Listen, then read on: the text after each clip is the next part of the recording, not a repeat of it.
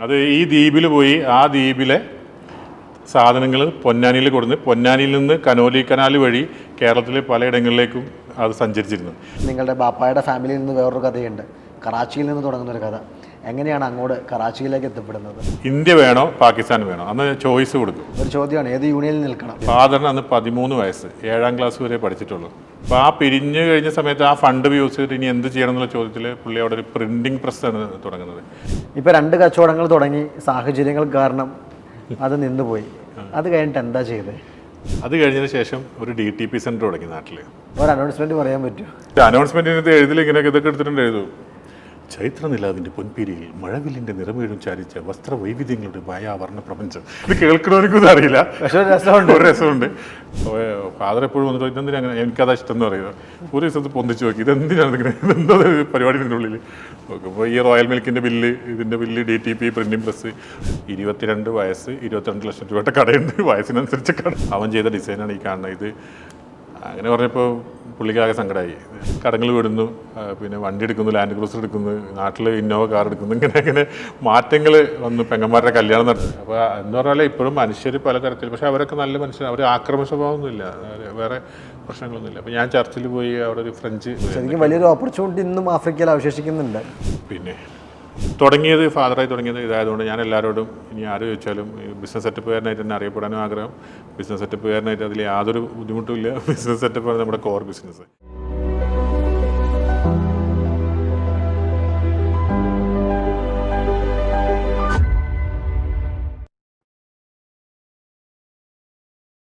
നമസ്കാരം, രംഗു കെ ഹരിദാസ്. സ്പാർക്കിൻ്റെ സ്പാർക്കുള്ള പുതിയൊരു എപ്പിസോഡിലേക്ക് ഏവർക്കും സ്വാഗതം. മനുഷ്യകുലത്തോളം തന്നെ പഴക്കമുണ്ട് കുടിയേറ്റം എന്ന വാക്കിന്. ഒരുപാട് പേർ ഉരുവിലും അതുപോലെ തന്നെ പത്തേമാരിലുമൊക്കെ കയറി പുറത്തേട്ട് പോയിട്ടുള്ള കഥകൾ നമ്മൾ കേട്ടിട്ടുണ്ട്. അത്തരത്തിലൊരു കഥയാണ് കിൽട്ടൺ ഫാമിലിക്കുമുള്ളത്. ബ്രിട്ടീഷ് ഇന്ത്യയിൽ കറാച്ചിയിലൊരു സ്വന്തമായ ഒരു സ്ഥാപനം, പിന്നീട് ഇന്ത്യൻ യൂണിയൻ ചേർന്നപ്പോൾ പൊന്നാനിയിലേക്കൊരു തിരിച്ചുവരവ്, ഒടുവിൽ ബോംബെയിലേക്കും അവിടുന്ന് ആഫ്രിക്ക തേടിയും നടത്തിയ യാത്രകൾ, ഏറ്റവും ഒടുവിൽ എത്തിച്ചേർന്നതാകട്ടെ ഷാർജയിൽ. അവിടെ നിന്ന് ഇങ്ങോട്ട് നടത്തിയ പോരാട്ടങ്ങൾ, അതിജീവനങ്ങൾ ഒരുപാടുണ്ട് പറയാൻ. അത് വല്ലാത്തൊരു കഥയാണ്. ആ കഥ പറയാൻ ഇന്ന് ഇവിടെ എത്തിയിരിക്കുന്നത് റിയാസ് കിൽട്ടനാണ്. കിൽട്ടൺ ഫാമിലിയിലെ ഇളമുറക്കാരനാണ്. നമുക്ക് സ്വാഗതം ചെയ്യാം ദുബായിക്കാരുടെ റിയാസിക്കയെ. നമസ്കാരം റിയാസ് കിൽട്ടൺ. സ്പാർക്കിൻ്റെ വേദിയിലേക്ക് ദുബായിയുടെ റിയാസിക്കയ്ക്ക് സ്വാഗതം. സന്തോഷം. ഈ ഒരു സ്പാർക്ക് സ്റ്റോറീസിൽ കഥ പറയാൻ വന്നതിൽ എനിക്കും ഭയങ്കര സന്തോഷമുണ്ട്. കഥ പറയാൻ ഇഷ്ടമുള്ള ആളുകളാണ്. വളരെ സന്തോഷം. ഞങ്ങൾക്ക് കഥ പറയാൻ ഇഷ്ടമുള്ളൊരു വ്യക്തിയെ കിട്ടില്ല, അതിലേറെ സന്തോഷമുണ്ട്. നമ്മൾ ഈ വാക്ക് കേൾക്കുമ്പോൾ തന്നെ റിയാസ് കിൽട്ടൺ എന്നതിലെ കിൽട്ടൺ ഒരു കൗതുകമാണ്. എല്ലാവരും പറയാറുണ്ട് കിൽട്ടണെ കാണാൻ പോയി, റിയാസ് എന്ന് പോലും പറയാറില്ല.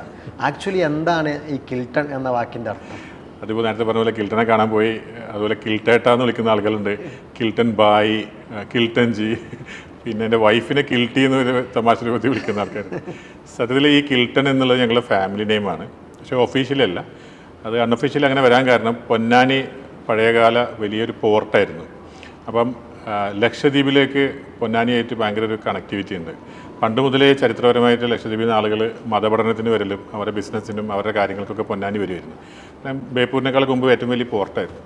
അപ്പോൾ കിൽട്ടൺ എന്ന് പറയുന്നൊരു ഐലൻഡാണ്. ഫസ്റ്റ് അതാണ്. കവരത്തി, മിനിക്കോയി, അഗത്തിയൊക്കെ പോലെ ഒരു ദ്വീപാണ്. ആ ദ്വീപിൽ ലക്ഷദ്വീപിലെ ആ ദ്വീപിൽ ഇന്ത്യക്ക് നേവൽ ബേസ് ഉണ്ട്. ഇന്ത്യക്കൊരു വാർഷിപ്പ് ഉണ്ട്, INS കിൽട്ടൺ. ചെറിയൊരു വ്യത്യാസമുള്ളത് ആണ്, കിൽത്താൻ എന്നാണ്. പക്ഷേ ഞങ്ങളവിടെ നാട്ടിൽ എൻ്റെ ഉമ്മാടെ ഉപ്പ, ഗ്രേറ്റ് ഗ്രാൻഡ് ഫാദർ, പൊന്നാനിക്കൊരു പ്രത്യേകതയുണ്ട്. ഉമ്മാടെ പേരാണ് നമുക്ക് കുടുംബത്തിന് വരിക. കാരണം കണ്ണൂർ ജില്ലയിലേക്കുള്ള പോലെ ഭാര്യ വീട്ടിൽ താമസിക്കുന്ന ഒരു സംസ്കാരം ഇപ്പോഴും പൊന്നാനിയിലുണ്ട്. കുറേയൊക്കെ മാറി, കണ്ണൂർ ജില്ലയിലൊന്നും തീരെ മാറിയിട്ടില്ല. അപ്പം ഉമ്മാടെ വീട്ടുംപേര് വരും നമുക്ക്. അപ്പോൾ ഈ ഉമ്മാടെ ഉപ്പ, ഗ്രാൻഡ് ഫാദറിൻ്റെ പേര് അബ്ദുള്ള എന്നാണ്. അദ്ദേഹം അറിയപ്പെടുന്നത് കിൽട്ടൺ അബ്ദുള്ള കുട്ടിക്കാന്നാണ്.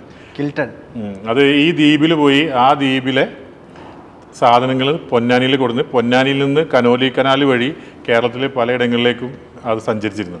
ആ പ്രൊഡക്റ്റ് എന്ന് പറയുന്നത് ലക്ഷദ്വീപുകാർക്ക് അറിയാം, അവർക്ക് സ്വന്തമായൊരു ശർക്കര ഉണ്ട്. അത് ഈ സാധനം കഴിക്കുന്നവർക്കൊക്കെ അറിയാം. ലക്ഷദ്വീപ് ഡെവലപ്മെൻറ്റ് കോർപ്പറേഷൻ ഇപ്പോഴും അത് ബേപ്പൂരൊക്കെ കൊണ്ടുവന്നിട്ട് ആളുകളത് വാങ്ങിച്ച് പൊന്നാനിയിലൊക്കെ ഇപ്പോഴും അതുകൊണ്ട് ഹലുവ ഒക്കെ ഉണ്ടാക്കുന്നുണ്ട്. വിണ്ടി ഹലുവ എന്ന് പറയും. കേരളത്തിൽ ശരിക്കും എല്ലാവരും കഴിക്കേണ്ട സാധനം വിണ്ടി ഹലുവ എന്ന് പറയും. അത് പൊന്നാനിയിൽ മാത്രം കിട്ടുള്ളൂ. പൊന്നാനിയിൽ പണ്ട് ജോലി ചെയ്തിരുന്ന സർക്കാർ ജീവനക്കാരൊക്കെ പണ്ട് വന്ന് പോയവരൊക്കെ ഇപ്പോഴും വന്ന് അത് വാങ്ങിക്കാനായിട്ട് വരുന്നുണ്ട്. കാരണം അതിപ്പോഴും പൊന്നാനിലേ കിട്ടുള്ളൂ. വെണ്ടി ഹലുവ ഇല്ല, വേറെ കേരളത്തിൽ എവിടെയും കിട്ടില്ല. അപ്പോൾ അത് സാധാരണ ഹലുവയിൽ നിന്ന് വ്യത്യാസമാണ്. അപ്പം അതിന് വേണ്ട കൂട്ടാണ് ഈ തേങ്ങയിൽ നിന്നുണ്ടാക്കുന്ന ശർക്കര ലിക്വിഡ് ഫോമില്ല. പണ്ട് നമ്മൾ ബിസ്ക്കറ്റിൻ്റെ ടിന്നിലൊക്കെ വന്നിരുന്നത്, ഇപ്പോഴെങ്ങനെ വരുന്നത് എനിക്കറിയില്ല. പിന്നെ ഒരു ഓലയിൽ പൊതിഞ്ഞിട്ട് പണ്ട് കണ്ടുണ്ടാവും. ഈ ഓല എന്ന് പറഞ്ഞാൽ വാഴയിൽ ഉണക്കിയിട്ടൊക്കെ ഉള്ളതാണ്, അതിനുള്ളിൽ ഉണ്ടായിട്ട് ഒരു സാധനം ഉണ്ടായിരുന്നു, ഉണ്ടമിട്ടായി. ഇതൊക്കെയാണ് അവിടുത്തെ പ്രോഡക്റ്റ്. പിന്നെ മാസ് ഉണ്ട്, അതായത് തൂന ഫിഷ് അവർ ഉണക്കി അവർ പ്രത്യേക രീതിയിൽ ഉണ്ടാക്കിയിട്ട് ഉണക്കി തൂക്കിയിടുന്നൊക്കെ സംഭവം. അപ്പോൾ ഇത്തരം പ്രൊഡക്റ്റുകളൊക്കെ കിൽട്ടൺ ദ്വീപിൽ നിന്ന് കൊണ്ടുവന്നുകൊണ്ടൊക്കെ ആയിരിക്കാം അദ്ദേഹത്തിനെ കിൽട്ടൺ അബ്ദുള്ള കുട്ടിക്കാന്ന് വിളിച്ചിരുന്നു. ആ കാലത്തൊരു പ്രമാണിയായിരുന്നു പറയുന്നു. അപ്പോൾ ഇറ്റ് സൗണ്ട്സ് വെസ്റ്റേൺ കിൽട്ടൺ എന്നുള്ളത്. അപ്പോൾ ഞാൻ അതിനൊരു ബ്രാൻഡാക്കി. എക്ക് പകരം ഓ ഇട്ടതിൻ്റെ കാരണം എന്ന് പറയുന്നത് ഈ SEOയിൽ വരുമ്പോഴും അതുപോലെ ബ്രാൻഡിൽ വരുമ്പോഴൊക്കെ നമുക്ക് ഒരു സ്ഥലപ്പേര് ഇട്ട് കഴിഞ്ഞാൽ റീച്ച് ഗൂഗിളിൽ കിട്ടാൻ ഭയങ്കര ബുദ്ധിമുട്ടായതുകൊണ്ട് ആ കാലത്തൊരു ഡിജിറ്റൽ കൺസൾട്ടൻറ്റ് അങ്ങനെ അഡ്വൈസ് ചെയ്തു, അങ്ങനെ ഇട്ടു. അതാണ് കിൽട്ടൺ. ശരിക്കും പറഞ്ഞാൽ ഒരു രാജ്യത്ത് നിന്നല്ല, ലക്ഷദ്വീപിലൊരു ദ്വീപിൽ പോയത് പിന്നീട് കുടുംബപ്പേരായിട്ട് മാറുകയാണ് ചെയ്യുന്നത്. അതെ അതെ അതെ അതെ. അങ്ങനെ പഴയ കാലത്ത് അങ്ങനെയൊക്കെ വിളിക്കുമല്ലോ ഓരോരുത്തരെ. കിൽട്ടൺ ദ്വീപിൽ നിന്ന് സ്ഥിരമായിട്ട് വരുന്നതല്ല കിൽട്ടൺ അബ്ദുള്ള കുട്ടിക്ക എന്ന് വിളിച്ചിരുന്നു. അത്രയും അങ്ങനെയാണ് കിൽട്ടൺ അബ്ദുള്ള കുട്ടി എന്ന് പറഞ്ഞ പേര് പിന്നീട് കിൽട്ടൺ ഫാമിലി ആയിട്ട് മാറി. ഞാൻ ഇദ്ദേഹത്തിൻ്റെ എൻ്റെ ഗ്രേറ്റ് ഗ്രാൻഡ് ഫാദറിൻ്റെ ഫോട്ടോ എൻ്റെ കയ്യിലുണ്ട്. അതായത് ആ പഴയ കാലത്ത് നമ്മൾ വീട്ടിൽ ക്യാമറ ഇതൊക്കെ ഉണ്ടായി. പാപ്പ ഗൾഫിലൊക്കെ ആയതുകൊണ്ട് അങ്ങനെ എടുത്തു വെച്ച ഫോട്ടോ ഞാൻ ഓഫീസിൽ അത് ഫ്രെയിം ചെയ്ത് വെച്ചിട്ടുണ്ട്, ഇത് ചരിത്രം വെച്ചുകൊണ്ട്. ഈ ഫാമിലിയുടെ ചരിത്രം ചെയ്തിട്ടുണ്ട്. ലക്ഷദ്വീപിലെ ഒരു ദ്വീപിലേക്ക് നടത്തിയ യാത്രയാണ് കിൽട്ടൺ എന്ന ഒരു ഫാമിലി പേരിന് പിന്നിൽ എന്നുള്ളത് വളരെ രസമുണ്ടായിരുന്നു കേൾക്കാനായിട്ട്. പക്ഷേ ഈ കഥയ്ക്ക് അപ്പുറത്തേക്ക് നിങ്ങളുടെ ബാപ്പായുടെ ഫാമിലിയിൽ നിന്ന് വേറൊരു കഥയുണ്ട്, കറാച്ചിയിൽ നിന്ന് തുടങ്ങുന്നൊരു കഥ. എങ്ങനെയാണ് അങ്ങോട്ട് കറാച്ചിയിലേക്ക് എത്തപ്പെടുന്നത്? ശരിയാണ്, ദുബായിലേക്ക് എത്തിയത് ഉപ്പാടെ ചരിത്രത്തിലൂടെയാണ്. നേരത്തെ കിൽട്ടൺ എന്നുള്ള പേര് വന്നത് മെറ്റേണൽ ഗ്രേറ്റ് ഗ്രാൻഡ് ഫാദർ ആണെങ്കിൽ എൻ്റെ ഉപ്പാടെ ഉപ്പ ഗ്രാൻഡ് ഫാദർ ഹംസയാണ് ഈ ദുബായിലേക്ക് എത്താനുണ്ടായത്. ഞങ്ങളുടെ ഫാമിലി എല്ലാവരും, എൻ്റെ വാപ്പ മാത്രമല്ല, വാപ്പാടെ അനിയന്മാർ, അവരുടെ പെങ്ങന്മാരുടെ ഭർത്താക്കന്മാർ, എല്ലാവരെയും ആ കുടുംബത്തോടൊപ്പം എല്ലാവരെയും ദുബായിലേക്ക് എത്തിച്ചതിൽ അത് ഗ്രാൻഡ് ഫാദറാണ് എത്തിച്ചത്. ഗ്രാൻഡ് ഫാദർ നിങ്ങൾ നേരത്തെ പറഞ്ഞ പോലെ ഇന്ത്യ പാകിസ്ഥാൻ സെപ്പറേഷൻ്റെ ഒക്കെ മുമ്പ് കറാച്ചിയിൽ, പണ്ട് ഈ ബോംബേക്ക് നാടുവിട്ട് പോവുക എന്നുള്ള പോലെ കറാച്ചിയിലേക്ക് നാടുവിട്ട് പോയിരുന്നു. ഇന്ത്യയുടെ ഭാഗമാണല്ലോ. അതെ, ഇന്ത്യയുടെ ഭാഗമാണ്. അപ്പോൾ നാടുവിട്ട് പോയപ്പം കറാച്ചിയിൽ ഒരു ഹോട്ടൽ നടത്തിയിരുന്നു. അന്ന് റെസ്റ്റോറൻറ്റ് എന്നുള്ള വാക്ക് യൂസ് ചെയ്യില്ല, ഹോട്ടൽ. ഇപ്പോൾ ഗൾഫിന് പ്രേർഷ്യ അല്ലെങ്കിൽ അങ്ങനെയൊക്കെ പറഞ്ഞ പോലെ ഈ ഹോട്ടൽ നടത്തിയിരുന്ന ആൾ പിന്നീട് ഇന്ത്യ പാകിസ്ഥാൻ സെപ്പറേഷൻ കഴിഞ്ഞപ്പോൾ ഇന്ത്യ വേണോ പാകിസ്ഥാൻ വേണോ അന്ന് ചോയ്സ് കൊടുത്തു. ഒരു ചോദ്യമാണ്, ഏത് യൂണിയനിൽ നിൽക്കണം. എക്സാക്ട്ലി. അപ്പോൾ ആ സമയത്ത് സ്വാഭാവികമായിട്ടും കുടുംബം മുഴുവനും പൊന്നാനിയിലാണ്, എല്ലാവരും നാട്ടിലാണ്. ആ സ്ഥാപനം വിറ്റൊഴിവാക്കി നേരെ പൊന്നാനിലേക്ക് തിരിച്ചു വരുന്നു. എല്ലാം നഷ്ടപ്പെട്ട് തിരിച്ച് നാട്ടിലേക്ക് വരികയാണ്. നഷ്ടപ്പെട്ടെന്ന് പറയാൻ വയ്യ, അത് ചിലപ്പോൾ അന്ന് എന്തായാലും അത് അതിൻ്റെ കാരണങ്ങൾ അറിയില്ല. പക്ഷേ അദ്ദേഹം തിരിച്ചെത്തിയതിന് ശേഷം ജോലി വേണമല്ലോ, അപ്പോൾ ബോംബെയിലേക്ക് നാട് വിട്ടു. ഈ നാട് വിടുക എന്നുള്ളതാണ് ട്രെൻഡാണ്. ബോംബെ പോയ സമയത്ത് ബോംബെ ഒരു മഹാനഗരമാണ് ശരിക്കും അന്നത്തെ. ഗൾഫിനേക്കാളൊക്കെ വലിയ നഗരം എന്ന് എൻ്റെ ഫാദർ ഒരു സ്റ്റോറി പറയും, അത് പറയാം അതിൻ്റെ കൂടെ. അപ്പോൾ ഇദ്ദേഹം അവിടെ എത്തി. ബോംബെയിൽ നിന്ന് നേരെ സൗത്ത് ആഫ്രിക്കയിലേക്ക് ജോലി കിട്ടി. സൗത്ത് ആഫ്രിക്കയിൽ ഒരു ഇംഗ്ലീഷ് കമ്പനിയിലേക്കാണ് ജോലി കിട്ടുന്നത്. ആ ജോലി കിട്ടി കപ്പലിൽ, അതായത് അന്നത്തെ ലാഞ്ചിൽ നേരെ യാത്ര ചെയ്തിരിക്കുകയാണ്. പാസ്പോർട്ട്, വിസ, ഈ വക സാധ്യത അങ്ങനെ ഒന്നുമില്ല അന്ന്, നൂലാമലകളൊന്നുമില്ല. അദ്ദേഹം യാത്ര തിരിക്കുന്നു. ബാഡ് വെതർ കണ്ടീഷനായിട്ട് ഈ ലാഞ്ച് ഷാർജയിൽ നിൽക്കുകയാണ്. ഷാർജയിൽ നിൽക്കുന്നത് കുറേ ദിവസങ്ങൾ തുടർന്ന്, ഒരു ദിവസം കഴിഞ്ഞു, 2 ദിവസം കഴിഞ്ഞു, 3 ദിവസം കഴിഞ്ഞു, 4 ദിവസം കഴിഞ്ഞപ്പോൾ ഇവർ വിചാരിക്കുന്നത് ഇനി യാത്ര തുടരേണ്ട, നമുക്ക് ഇവിടെ എന്തെങ്കിലും സാധ്യത നോക്കാമെന്നല്ല. അത് പറയാൻ കാരണമുണ്ട്. കാരണം അന്ന് ഷാർജയോ ദുബായിയോ ഒന്നും വലിയ വികസിച്ചിട്ടില്ല. പക്ഷേ കൂട്ടത്തിൽ UAEയുടെ എമിറേറ്റുകളിൽ ഏറ്റവും ചരിത്രപരമായിട്ടുള്ള നഗരം എന്ന് പറയുന്നത് ഷാർജ തന്നെയാണ്. അന്നത്തെ ഏറ്റവും വലിയ സിറ്റി ഷാർജയിലാണ് UAEയിലെ ഏറ്റവും ആദ്യത്തെ എയർപോർട്ട് വന്നിട്ടുള്ളത്. ഇപ്പോഴും ആർക്കിയോളജിക്കലി ഡിപ്പാർട്ട്മെൻറ്റ് പ്രൊട്ടക്ട് ചെയ്യുന്ന പഴയ ബിൽഡിങ്ങുകളും എല്ലാം ഈ ഗവൺമെൻറ് ഓഫീസുകൾ നോക്കിയാലൊക്കെ ചരിത്രം പുനഃസൃഷ്ടിച്ച ബിൽഡിങ്ങുകളാണ്. ഓക്കെ. അപ്പോൾ അങ്ങനെ അദ്ദേഹം അവിടെ ഒരു ഹോട്ടൽ തുടങ്ങുന്നു. അതിൻ്റെ പേര് ബിസ്മില്ല ഹോട്ടൽ. ആഫ്രിക്കയിലേക്കുള്ള യാത്ര ഒഴിവാക്കി അവിടെ ഒരു ഹോട്ടൽ തുടങ്ങും. അതിൻ്റെ പേര് ബിസ്മില്ല ഹോട്ടൽ. അത് വളരെ സന്തോഷമുണ്ട്. ഒരു കാര്യം എന്താണെന്ന് വെച്ചാൽ ഷാർജയുടെ ആർക്കിയോളജിക്കൽ ഡിപ്പാർട്ട്മെൻറ്റ്, പ്രത്യേകിച്ച് ഷാർജ റൂളർ ആർക്കിയോളജിയിലൊക്കെ ഡോക്ടറേറ്റുള്ള ആളാണ്, അവിടെ ഉള്ളവർക്ക് അറിയാം. അദ്ദേഹം അത് പ്രൊട്ടക്റ്റ് ചെയ്തിട്ടുണ്ട്. ആ റെസ്റ്റോറൻറ്റ് ബിസ്മില്ല ഹോട്ടൽ എന്നുള്ള ആ സ്ഥാപനം ഷാർജയിൽ സൂക്കുൽ അർസ എന്ന് പറയുന്ന ഒരു പഴയകാല സൂക്കുണ്ട്, അതും അവർ റീക്രിയേറ്റ് ചെയ്തിട്ടുണ്ട്. ആ സൂക്കിൻ്റെ അകത്ത് ഈ റെസ്റ്റോറൻറ്റ് അതേപോലെ വെച്ചിട്ടുണ്ട്. അവിടെ ചായ കുടിക്കാനൊന്നും പോകാൻ പറ്റില്ല, പക്ഷെ അതൊരു മ്യൂസിയം പോലെ അവിടെ പോയി കാണാം. കോവിഡിൻ്റെ മുമ്പ് വരെ ഞാൻ അകത്ത് കയറി കാണുമായിരുന്നു, സുഹൃത്തുക്കളൊക്കെ ആയിട്ട് പോയിട്ട്. ഇപ്പോൾ കോവിഡ് കഴിഞ്ഞതിന് ശേഷം അവിടെ ബ്ലോക്ക് ചെയ്ത് വെച്ചിട്ടുണ്ട്. അങ്ങനെ ഒരു ചെറിയ റെസ്ട്രിക്ഷൻ. പക്ഷേ എന്നാലും അത് അവിടെ ഉണ്ട് എന്ന് പറയുന്നത് നമുക്കൊരു വലിയ സന്തോഷമാണ്. തീർച്ചയായിട്ടും സൂക്ഷിക്കപ്പെടുന്നുണ്ടല്ലോ. അതെ. പിന്നീട് അവിടുന്ന് ഫാദർ തുടങ്ങുന്നു. അല്ല, ഫാദർ വരുന്നത് 1962-ലാണ്. ഒരുപാട് വർഷങ്ങൾക്ക് ശേഷമാണ് ഗ്രാൻഡ് ഫാദറിൻ്റെ കൂടെ ഫാദർ ജോയിൻ ചെയ്യുന്നത്. ഫാദറിന് അന്ന് 13 വയസ്സ്, 7ാം ക്ലാസ് വരെ പഠിച്ചിട്ടുള്ളൂ. 13 വയസ്സുള്ളപ്പോൾ പൊന്നാനിയിൽ നിന്ന് ഷാർജയിലേക്ക് പോയി. അതിനൊരു വലിയ പ്രത്യേകത ഉണ്ട്. അന്നൊക്കെ പാസ്പോർട്ട്, അതിനുശേഷം പിന്നെ ഗ്രാൻഡ് ഫാദർ പാസ്പോർട്ടൊക്കെ എടുത്തിട്ടുണ്ടായിരിക്കാം. അദ്ദേഹത്തിൻ്റെ പാസ്പോർട്ട് എൻ്റെ കയ്യിൽ ഇപ്പോഴും ഉണ്ട്. ഞാൻ നേരത്തെ പറഞ്ഞ പോലെ ഒരു വലിയൊരു വാളിൽ എൻ്റെ ഓഫീസിൽ ആ ചരിത്രം സൂക്ഷിച്ചു വെച്ചിട്ടുണ്ട്. അതിപ്പം റിയാസ് കിൽട്ടൺ ഗൾഫ് ന്യൂസ് എന്നടിച്ചാൽ UAE-ലുള്ളവർക്കറിയാം, ഏറ്റവും ലീഡിങ് ന്യൂസ് പേപ്പറാണ്, ഇംഗ്ലീഷ് ന്യൂസ് പേപ്പറാണ് അടുത്ത്. അപ്പോൾ അവർ വന്നത് ആ ചരിത്രം കവർ ചെയ്തിട്ടുണ്ട്. അപ്പം ആ പാസ്പോർട്ട് ഉണ്ട് എൻ്റെ കയ്യിൽ. 1959 മുതലുള്ള UAE വിസകളുടെ എല്ലാത്തിൻ്റെയും കോപ്പി ഓഫീസിൽ ഡിസ്പ്ലേ ചെയ്തിട്ടുണ്ട്. അതിന് മുൻപ് വിസകളൊന്നും ഉണ്ടായിരുന്നില്ല എന്നുള്ളതാണ് സത്യം. അപ്പോൾ ഗ്രാൻഡ് ഫാദറിൻ്റെ ഈ ഷോപ്പിന് ലൈസൻസ് ഒന്നും ഉണ്ടായിരുന്നില്ല. അപ്പോൾ ഫാദർ പറയും പലപ്പോഴും ലൈസൻസ് എടുക്കണമെന്ന് എൻ്റെ മുനിസിപ്പാലിറ്റിയിൽ നിന്നൊക്കെ എന്തോ ഡിപ്പാർട്ട്മെൻറ്റിൽ നിന്നൊക്കെ ആൾക്കാർ വരും, പേപ്പർ കൊടുക്കും, അത് പിന്നെടുക്കുക അതിനൊന്നും ആവശ്യമില്ല എന്ന് പറയും. ഇപ്പോൾ ഇന്ന് കേരളത്തിൽ തട്ടുകട നടത്തുന്ന പോലെ. അപ്പോൾ അതിന് ലൈസൻസ് ഒന്നും ഉണ്ടായിരുന്നില്ല. അപ്പോൾ കുറേ കാലങ്ങൾക്ക് ശേഷം വരുന്നത്. ഫാദർ യാത്ര ചെയ്തതിനൊരു ചരിത്രമുണ്ട്. ഗ്രാൻഡ് ഫാദറിൻ്റെ പാസ്പോർട്ടിൻ്റെ അകത്ത് ഫാദറിൻ്റെ പേര് എഴുതി ചേർത്തിട്ട് കൂടെ ചേർത്ത് കൊണ്ടുപോകാൻ പറ്റും. ഒരു വ്യക്തിനെ പണ്ട് കാലത്ത് ഉള്ള ആൾക്കാർക്കറിയാം, മക്കളെയൊക്കെ നമുക്കൊരു പ്രായത്തിന് വരെ പാസ്പോർട്ട് ഇല്ലാണ്ട് കൂടെ എഴുതി കൊടുക്കാം, ഒരു പേജിനകത്ത് ആഡ് ചെയ്യുന്നതാണ്. അപ്പോൾ അതിൽ ആഡ് ചെയ്ത പേരിനൊരു പ്രത്യേകത, ശ്രീമതി എന്നൊക്കെ പറഞ്ഞ പോലെ കുട്ടികളെ നമ്മൾ മാസ്റ്റർ എന്ന് വിളിക്കും, കുമാരൻ എന്ന് വിളിക്കും. അപ്പോൾ കുമാർ അബ്ദുൽ ഖാദർ എന്ന് എഴുതിയിട്ടാണ് കൊണ്ടുപോകുന്നത്. അപ്പോൾ അത് ഞാൻ ഡിസ്പ്ലേ ചെയ്തിട്ടുണ്ട് അവിടെ. അപ്പോൾ കുമാർ അബ്ദുൽ ഖാദർ. പിന്നീട് 1964 ഫാദറിന് പാസ്പോർട്ട് കിട്ടുന്നത്. അതിലപ്പം ക്യാൻസൽ ചെയ്യുന്നത്, ഇത് ആഡ് ചെയ്തത് അത് ക്യാൻസൽ ഒരു സീനിൽ വെച്ചിട്ടുണ്ട്. അപ്പോൾ വേറൊന്നും മനസ്സിലാക്കട്ടെ, ഇന്ത്യയിൽ നിന്ന് 1947 ബ്രിട്ടീഷ് പിന്നെ ഭരണം അവസാനിക്കുകയും അവരെല്ലാവരും പോയെങ്കിലും പല രാജ്യങ്ങളിലും അങ്ങനെ പോയിട്ടില്ല. അതിലൊന്നാണ് UAE-യിൽ നിന്ന് ബ്രിട്ടീഷ് ഭരണം അവസാനിക്കുന്നതും അവർ പോകുന്നതും 72-ലാണ്. UAE രൂപീകൃതമാവുന്നതും 72-ലാണ്. അപ്പം ഫാദർ വന്ന് ആ സമയത്ത് ഫാദറിൻ്റെ ജോലി എന്ന് പറയുന്നത് UAE-യിൽ ഈ ഗ്രാൻഡ് ഫാദറിൻ്റെ ഈ ഷാർജയിലെ റെസ്റ്റോറൻറ്റിൽ അന്ന് കറണ്ടില്ല, പിന്നെ ഒരുപാട് ഇന്ന് കാണുന്ന സൗകര്യങ്ങളൊന്നുമില്ല. ചാക്കൊക്കെ നനച്ചിട്ട് ഐസിട്ടതിൽ നനച്ചിട്ട് ബിൽഡിങ്ങിൻ്റെ മുകളിൽ കിടന്നുറങ്ങും. അത്രയും ചൂടിൽ അങ്ങനെ കിടന്നുറങ്ങിയിരുന്ന ഒരു കാലഘട്ടം. അപ്പോൾ പറയും ഈ ചൂടൊന്നും ആയിരുന്നില്ല അന്നത്തെ പ്രശ്നം. ചൂട് നമ്മൾ സഹിച്ച് അത് നമ്മൾ അതിനോട് പൊരുത്തപ്പെടും. പക്ഷേ ഉറങ്ങുന്ന സമയത്ത് വലിയ വലിയ ഈച്ചയൊക്കെ ഉണ്ട്. അതൊക്കെ ഉറക്കം ഇങ്ങനെ കിട്ടി വരും. ഈ ചൂടൊക്കെ സഹിച്ച് ഉറക്കം വരുന്ന സമയത്ത് ചെവിയിലും മൂക്കിലൊക്കെ പോയി ഡിസ്റ്റർബ് ചെയ്യുമെന്ന് പറയും. അപ്പോൾ അത്രയും കഷ്ടപ്പാട് അവർ അനുഭവിച്ചിട്ടുണ്ട്. ഫാദറിൻ്റെ ജോലി ചെറിയ കുട്ടിയാണെങ്കിൽ അന്നത്തെ ജോലി ഈ കറണ്ടില്ല, AC ഇല്ല, ഇതൊന്നും ഇല്ലെങ്കിലും റെഫ്രിജറേറ്റർ ഉണ്ടായിരുന്നു. അതിപ്പോഴും മ്യൂസിയത്തിലൊക്കെ പോയാൽ കാണില്ല. നമ്മൾ മണ്ണെണ്ണയിലുള്ള റെഫ്രിജറേറ്റർ കണ്ടിട്ടില്ലേ? അപ്പം മണ്ണെണ്ണയിലുള്ള റെഫ്രിജറേറ്ററിൽ മണ്ണെണ്ണൻ്റെ അളവ് നോക്കുക, അതിനെ പമ്പ് ചെയ്യുമെന്നൊക്കെ പറയും. ഞാൻ കണ്ടിട്ടില്ല, കഥകളിലൂടെ ഫാദർ പറഞ്ഞിട്ടുള്ള അറിവാണ്. അപ്പോൾ അത് അളവ് നോക്കലൊക്കെ ആയിരുന്നു ഫാദറിൻ്റെ ജോലി. രാത്രിയാകുമ്പോൾ കുറേ ആളുകളൊക്കെ വരും, വിരലിലുണ്ടാവുന്ന മലയാളികളാണ്. ഇപ്പോൾ ഗ്രാൻഡ് ഫാദർ പറയും മൊത്തം മലയാളികൾ എത്രയുണ്ടെന്ന് വിരലിലെണ്ണ അത്രേ. ഇവിടെ ഇന്നാളുണ്ട്, ദുബായിൽ ഖദർബായി ഇന്നാളുണ്ട്, ഇത്ര ആളുണ്ട്. പിന്നെ കുറച്ച് മലയാളികൾ വന്നാൽ 18 20 എന്ന് വിരലിൽ എണ്ണി പറഞ്ഞിരുന്ന ആളുകളാണ്. വളരെ ലിമിറ്റഡ് ആണ് ആൾക്കാർ. അത് ഫാദറിൻ്റെ കാലഘട്ടമല്ല, ഗ്രാൻഡ് ഫാദറിൻ്റെ കാലഘട്ടം. അപ്പോൾ ഫാദർ പറയുന്നത് വെച്ചാൽ ഇങ്ങനെയുള്ള കുറേ മലയാളികളും ആളുകളൊക്കെ പാകിസ്ഥാൻകാർ ഇവരൊക്കെ വന്ന് രാത്രി ഇരുന്നിട്ട് ചീട്ടുകളിയൊക്കെ ഉണ്ടാവും ഈ റെസ്റ്റോറൻ്റ് അകത്ത്. അത് കഴിഞ്ഞിട്ട് ബെറ്റ് വെക്കൽ ഈ കൊക്കക്കോളൊക്കെ. അത് ഈ ഫ്രിഡ്ജിലാണ് ഈ കൊക്കക്കോള ഉണ്ട്. അതാണ് രസം. അന്നും കൊക്കക്കോള ഉണ്ട്. കൊക്കക്കോളൊക്കെ ബെറ്റ് വെച്ച് ചീട്ടുകളിയൊക്കെ ഉണ്ടാവും എന്ന് പറയും. അപ്പോൾ അതൊക്കെ മാനേജ് ചെയ്യലും അത് വൃത്തിയാക്കലൊക്കെ ആയിരുന്നു ഫാദർ. പക്ഷേ ഒരു ഫാദർ എത്തി കുറച്ച് ചെറിയ പീരീഡിനുള്ളിൽ തന്നെ ഗ്രാൻഡ് ഫാദർ ഈ ഹോട്ടൽ ബിസിനസ് വേറെ ആൾക്ക് വിറ്റിട്ട് ഇവർ വീണ്ടും ജോലിക്ക് കയറാണ്. നഷ്ടമായതുകൊണ്ട് വെക്കുന്നതാണോ അതറിയില്ല. പക്ഷേ നടന്നുകൊണ്ടിരിക്കുന്ന ബിസിനസ്സിനേക്കാളും ബെനിഫിറ്റ് അന്ന് ഡിഫൻസിൽ ജോലിക്ക് കയറാമെന്ന് പറയുന്നത് ഒരു പ്രൗഡായിരുന്നു, നല്ല ശമ്പളമായിരുന്നു. Defence, UAE defence. പക്ഷേ UAE ഡിഫൻസ് എന്ന് പറയുമ്പോഴും ബ്രിട്ടീഷ് ഡിഫൻസാണ്. കാരണം ബ്രിട്ടീഷുകാരാണ് ഭരിക്കുന്നത് UAE-ക്കകത്താണെങ്കിലും.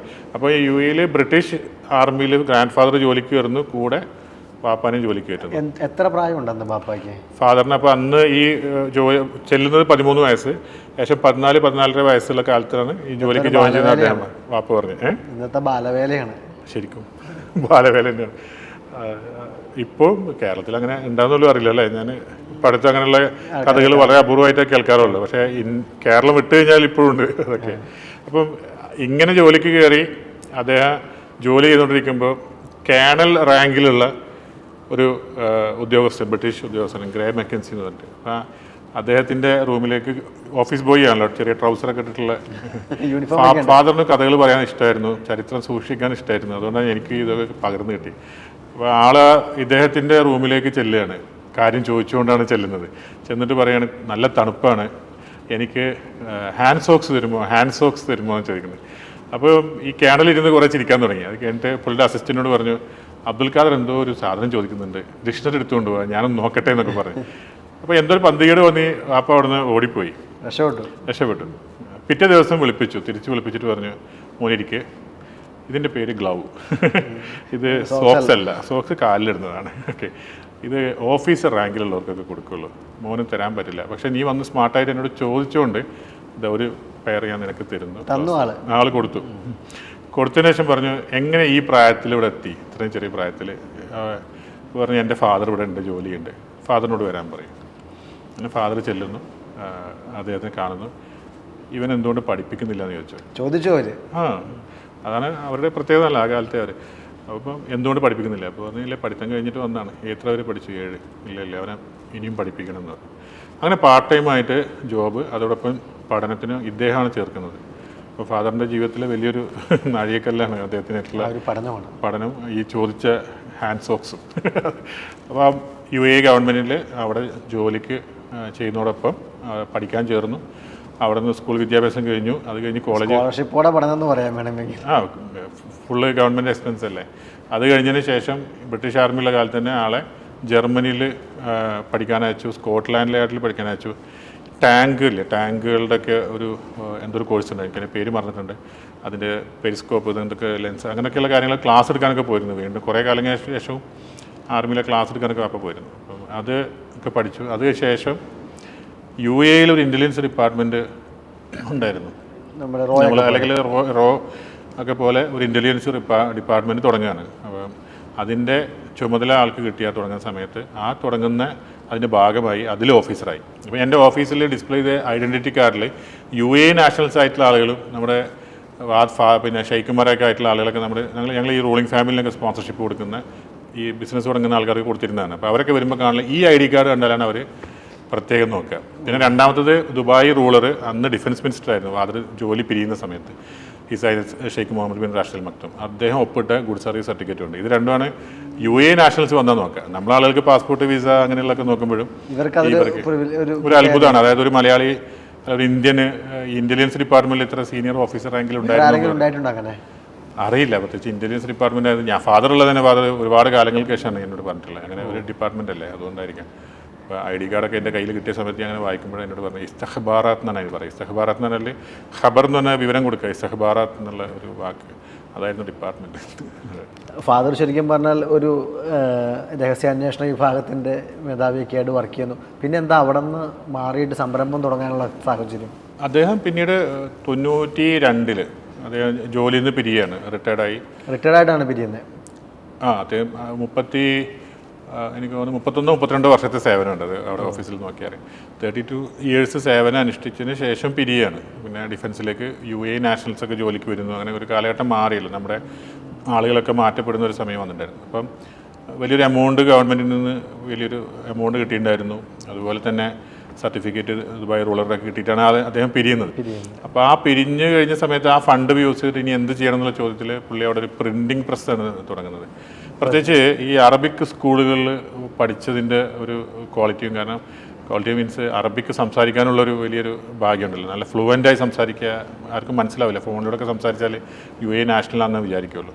ഇപ്പോൾ പൊന്നാനിയിലാണെങ്കിൽ പിന്നെ പൊന്നാനിയിലുള്ള പല സമയങ്ങളിലും പല കാര്യങ്ങൾക്കൊക്കെ വന്നിട്ട് ചാരിറ്റബിൾ സഹായങ്ങളൊക്കെ ചെയ്ത അറബികളുണ്ട്. അപ്പോൾ ഈ വന്ന അറബികളൊക്കെ ആരാണെന്നൊക്കെ പിന്നീട് ഞാൻ വാപ്പാണ്ട് ചോദിക്കുമ്പോഴാണ് അത് അഹമ്മദ് അബ്ദുറഹ്മാൻ മിദ്ഫയായിരുന്നു. ഞാൻ അതാരാ? അത് ഹെൽത്ത് മിനിസ്റ്റർ UAE. അപ്പോൾ ഇവരൊക്കെ ഒരുമിച്ച് പഠിച്ചതാണ്. അപ്പോൾ ഹെൽത്ത് മിനിസ്റ്റർ എന്ന് പറഞ്ഞാൽ അദ്ദേഹം ഒരുപാട് വർഷക്കാലം UAE കണ്ടിന്യൂസ് ആയിട്ട് ഹെൽത്ത് മിനിസ്റ്റർ ആയിരുന്ന ആളാണ്. അപ്പോൾ അത് ഇവരൊക്കെ ഒരുമിച്ച് പഠിച്ചാണ്. അപ്പോൾ പിന്നെ ഞാൻ കഴിഞ്ഞിട്ട് പിന്നെ ഇവൻ കുവൈത്തിൽ പഠിക്കാൻ പോയി, അവൻ ഇങ്ങനെ പോയി എന്നൊക്കെ പറയും. അപ്പോൾ സുഹൃത്തുക്കളൊക്കെ ആ കാലഘട്ടത്തിൽ പഠനമുള്ളവർ വലിയ പോസ്റ്റിൽ UAE എത്തിയിരുന്നു, UAE നാഷണൽസ്.